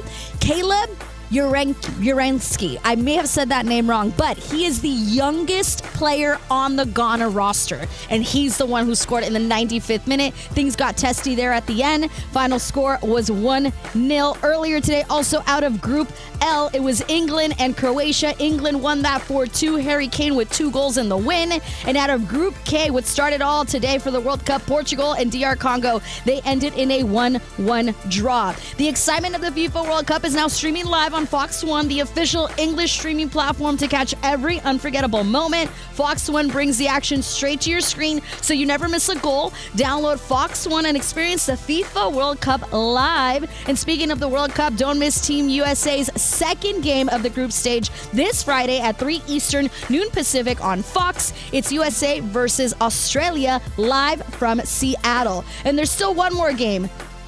Uzbekistan? How do you say this? Uzbekistan. Uzbekistan, just the way it looks? Uzbekistan? Okay, all right. Uzbekistan and Colombia. That's going to start at 10 Eastern from the pitch. If you're ever in doubt, just read every letter. That's the way but sometimes it's like you're not supposed to read every letter. It only catch up with like Krzyzewski. Then that's the one. Maybe that's why I'm so traumatized right there. All right, guys, at the Men's College World Series, Oklahoma still leads Georgia right now 5-3. It's the top of the 7th inning. If the Sooners hold on, they're moving on to the finals where they're going to face North Carolina, who defeated West Virginia in the semifinal earlier today, 12-7. The Tar Heels are headed to the College World Series finals for the first time since 2007. In Major League Baseball, it's been all Yankees in this one against the White Sox. Paul Goldschmidt with a 3-run shot. Yankees Yankees are up 10-3 in the Bronx. It's the bottom of the 7th inning. Blue Jays are blanking the Red Sox in Boston 3-0, bottom of the 8th inning. The Braves are on the scoreboard, but the Giants are still up. It's 5-2, bottom of the 8th there. Brewers have extended their lead over the Guardians. They're up 7-4 at home, bottom of the 7th inning. And the Cubs have an 8-2 lead over the Rockies after 5 innings in Chicago. Back to you guys. No doubt, Monty. Hey, have a great night. You Appreciate too. you. Bye. It is the odd couple, Kelvin Washington, Martin Weiss in for Rob on this Worship Wednesday. And by the way, at University of Maryland Global Campus, build your next success with more than 100 degree and certificate programs in fields like business, healthcare, cybersecurity, and more. Undergraduate and most graduate classes start soon. So learn more at umgc.edu. Joined now by James Barlow, NBA Draft Junkies, Draft Junkies James. You can follow him on X. James, what's going on, man? Hey, how you guys doing? I appreciate you for having me on. No doubt. I want to get into starting with the news that Darren Peterson said, I'm only going to go have meetings with the Wizards. We had this kind of same feel Ace Bailey last year where he wasn't going to go and who he wasn't going to talk to. Big deal, no deal? Where are you with it? It's no deal. It's because these teams, these organizations, they've been scouting these kids for 3 to 4 years in most cases. As you saw with Ace Bailey, that's not going to stop a team like, especially a team like Utah. That's not going to stop Danny Ainge and company from selecting a guy. It's almost like it's icing on the cake to get these kids in person, but they've been watching them for so long, and they understand what kind of player that they're going to have. But also in Darren's case, like, I'm not mad at him because he feels like he's the best player in this draft. And, when you watch the tape, when he goes heads up with D-Bansa, he comes out on top. So I'm not mad at him for feeling that way. And also at the same time, if he does fall to 2 or even 3, I don't think it's going to stop a team from selecting him. Is it just we want to avoid Utah, or is it I want to be the number 1 pick, or how much of this is – like, it seems like guys are really trying to not go to Utah, except but the Bansa seems like he likes it there. I don't know, with the high school, then with the college there. But I'm wondering, is it just I want to avoid playing for the Jazz, our X team that I feel like is tanking going forward, or is it more I want to be the number 1 overall pick, James?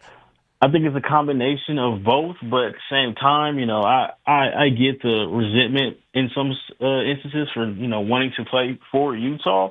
But this is a childhood dream, and, only 60 players get their name called. It's still a privilege to play in the NBA, and it's everything that you work for.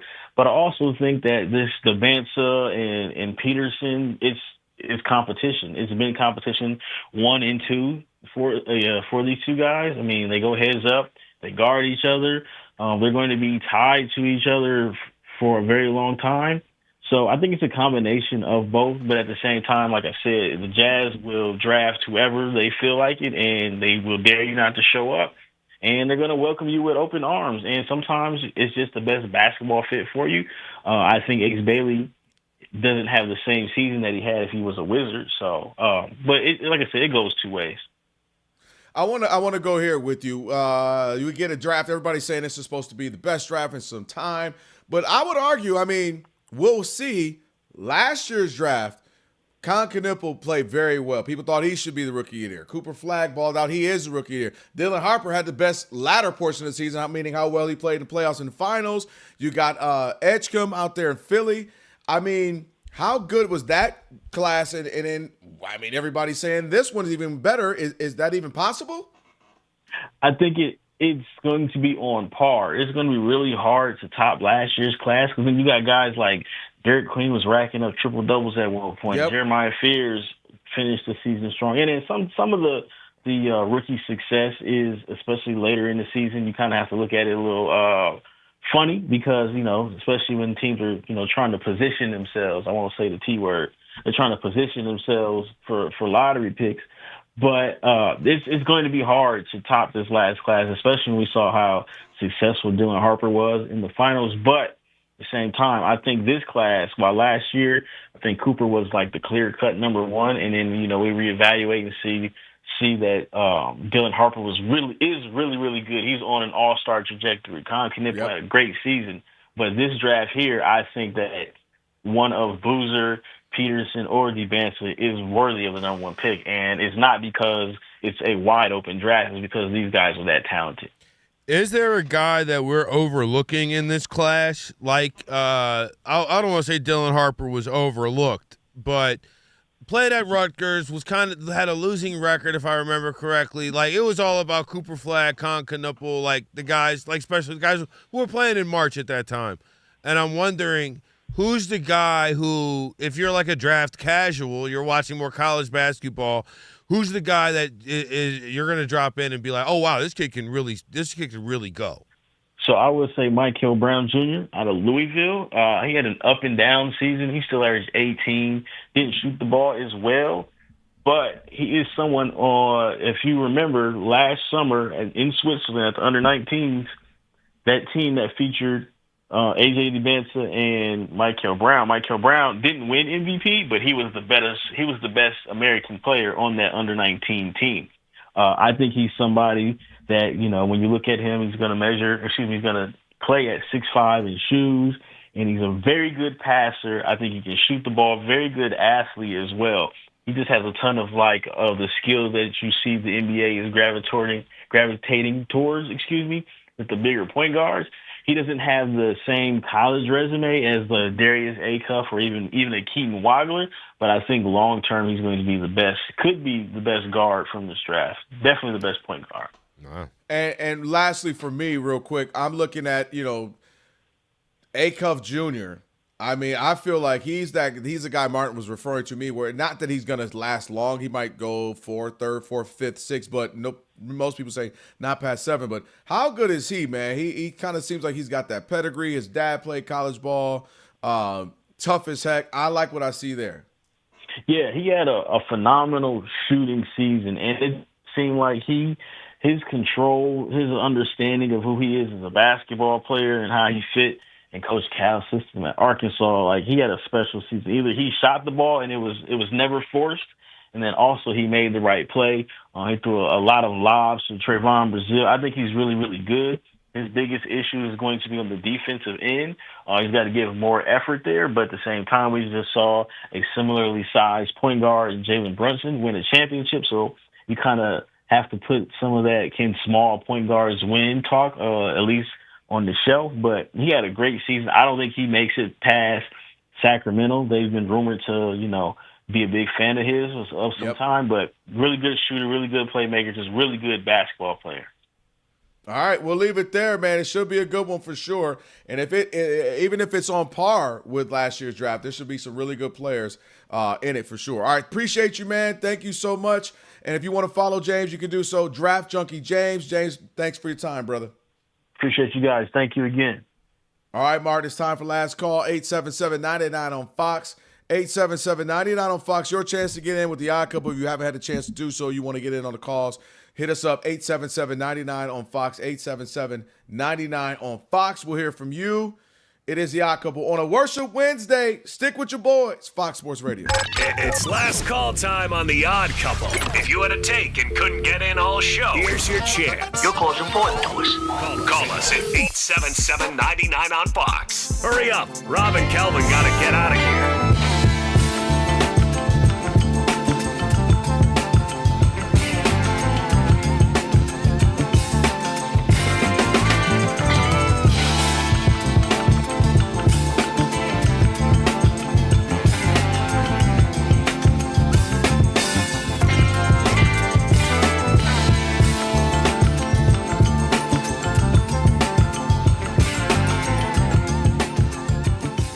Shout out to Jalen Brunson, Short Kings stand up. I'm standing up right now. You can't tell. I saw you. I saw a little rise. I saw the elbow do this right here. I said, look, man, Jalen Brunson, unanimous Finals MVP among 11 voters because he had 45 points in the clincher. He was the only guy on their team who wasn't afraid of the moment, at least in the first half. Yep. Shot 4-7 from three-point range, 13 to 15 from the foul line, 15 points in the fourth quarter. They needed all 15 to get the win. Just for context, what Jalen Brunson has done during this run here. Became one of only 4 players, including Michael Jordan, Giannis, Bob Pettit, to score at least 45 in the closeout game. Okay. Joins Kareem, MJ, Bill Walton is the only players ever to win an NCAA national championship, Naismith College Player of the Year, an NBA title, and an NBA Finals MVP. Wow. Shout out to Jalen freaking Brunson. And all of that, what you just said to me, Rob G, is why he's going to be a Hall of Famer. Jalen Brunson will be a Hall of Famer. Now, shout out to Deion Sanders. One of the things I always loved, he always said is when some of these guys start getting in the NFL Hall of Fame, he'll tell you what, baby, we're going to have some wings in that thing. Because it's going to have to be a wing with me, and because he's right. Like, to put, let's say Eli sneaks in. Yep. And then Deion Sanders and Barry Sanders sitting there like, hey, that dude's Joe Montana, like, he with us? Yep. So I say that to say we'll see what wing Jalen Brunson will get into when his career is over. Mm-hmm. I think there's still much to be desired. He's 29 years old, so I think he's got 4 more All-Stars and 5 more All-Star games appearances. Yep. He'll have a few more, 2, 3 All-NBA, whatever the team may be, and those things like that. Maybe clutch player, whatever. But the reason he's going to get there is because you just mentioned it, Rob G.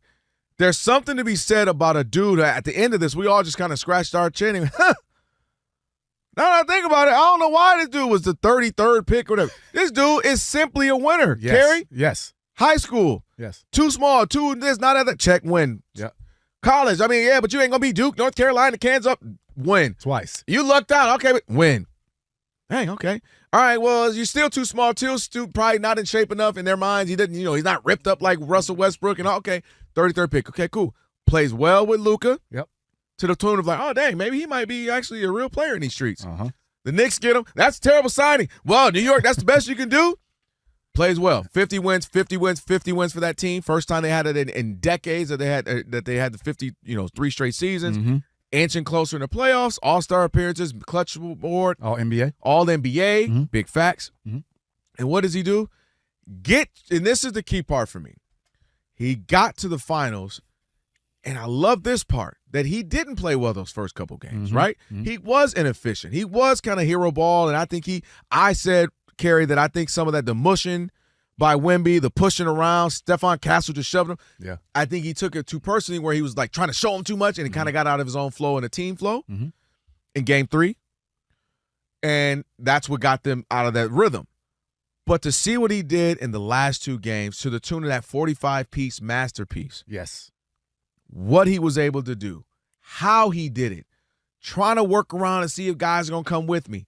I got my dog, Karl-Anthony Towns. Okay, he is not playing today. The brother got 2 points, and he fouling any and everybody. Yeah. Some of them wasn't good calls. I'll give him that. Yes. But he's not with me. Wasn't with me the game before. Mm-mm. Thank God for OG. Yep. And I think he knew, I got to get this done. And he had that stone-cold killer in him. He did. That stone-cold, I'm getting it done. And between high school, remember, this isn't the NBA Hall of Fame. This is Naismith Basketball Hall of Fame. Yep. High school, college, two championships, now a finals MVP, and he's 29. And who knows what else he'll do the next 5-6 years, Kerry? Yeah. And my last point, there's a lot of guys that we will put ahead of him. We have when his career, when it's about to be said and done, he's going to be able to be like, hey, why is he over me? Why is Damian Lillard over me? Mm-hmm. Top 75 player. Ooh. But like, why? I know. And you're going to be like, well, ooh. You know what I mean? Yeah. Why is Kyrie? Kyrie, talent-wise, we all see that. Don't get it twisted. I know. But I'm talking about what he'll have. That like you're like, why? And there'll be a handful of people when his career is done that he'll be able to say, I hear you. A little more aesthetically pleasing than me. I get that, but why him over me? Because all I did was win. Yeah. And a lot of people wrote him off, or he's this, he's that, and he kept getting it done. And now you look at the Naismith Hall of Fame. Look, me and Rob both agree. It ain't the NBA. Yeah. Because there's some players in there, I would be, hold on now, y'all got to get out if this was just strictly your NBA career. Yeah, you're talking about Arvydas Sabonis and those cats. Like, they're Hall of Famers. Yeah, I'll take him out just because he was mostly the world. But exactly. I mean, even some NBA players. Yeah. It's some NBA players you like, he got in? Hold up.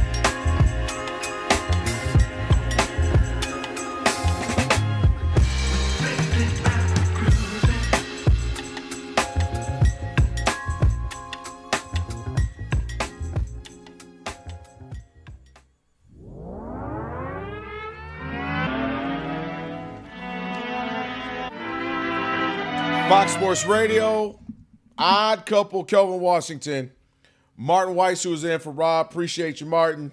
Foul. Big shout out to shout out to that. That's tomorrow. Shout out to James Barlow, NBA Draft Junkies, for joining us. If you want to follow him, Draft Junkie James. I tell you what, Martin. We'll talk about the 03 draft, the 84 draft, the 96 draft, and I'm not saying last year's was like that, but it was some really good talent in that draft, man. It might have been. I mean, well, let me rephrase that. Yeah, we got to wait and see. But Dylan Harper is fantastic. Cooper Flag, obviously, he is about to get every resource. They're going to make him the guy, and he played very well. A couple of games, back-to-back 50 pieces. Concanipple plays his role perfect, and it just fits. He's one of those guys who'll fit on any team. I like VJ Edgecombe. I like what I see there. A couple other cats that James named as well. So that was a nice rookie class, man. And people are really high on this year. So I'm like, I don't know. It might – I almost feel like, can it really live up to what we just saw? Because I'm like, if that's the case, man, these dudes are starting to come in on fire. Well, the thing is, we've seen Harper and Edgecombe play well in playoff series so far. Yeah. And I think until you see these guys play well in postseason series, my book is still out on any rookie, any player. Like, until you show you're a 16-game player and an 82-game player, to paraphrase Draymond Green, then I'll start to talk about you and your pantheon of lists. Like, Dylan Harper and Concanipple have done something Cooper Flag haven't. Flatly. And that's play well in the postseason. Like, he may. You may Edgecombe, not Knipple. Yeah, well, thank you. But he may. Because Knipple, he lost the Rookie of the Year possibly on his play-in. Right. It wasn't supposed to count, but they let the voters watch that game. And the book is not done on him. He may be a great postseason performer down the line. But it's just until that happens, that's when we start to really, where do you rank? How do you know what I mean? Like, that's where regular season you make your money, postseason you make your name. Absolutely. And I was just about to say, one of the great phrases I stole from Kenny Smith is, the regular season you make your name, the playoffs you make your fame. I'm like, I love that. Yeah, that's a dope one. All right, by the way, University of Maryland Global Campus, build your next success with more than 100 degrees and certificate programs in fields like business, healthcare, cybersecurity, and more. Undergraduate and most graduate classes start soon. Learn more at umgc.edu. And again, you can always check out the podcast. Rated 5 stars. Go search it. Odd Couple FSR. Rob G will have that up, a best of, and also a full-length version as well at the end of the show. So go rate it 5 stars, share it, subscribe, all that good stuff. Rob G, what you got? We got some big news happening in the world of sports media. Within the last 2 hours or so, Odd Couple 3.0 reunited in City, New York. Chris Broussard and Rob Parker had a steak dinner at Mastro's. In case you haven't seen it, they both posted about it on social media. This is a question for the room here. We know that Rob Parker went to the Super Bowl using a mattress bag as a luggage. We also know that Chris Broussard once gave Alex a playlist for Christmas rather than buying him a gift. Guys and gals, who do you think picked up the check at Mastro's Steakhouse in Manhattan? Chris Broussard or Rob Parker? Sincerely, they're doing the dishes in the back. The both of them. No. Nick Wright. Nick Wright paid for it. I'm going to go one up on Monty, and I'm going to say Fox.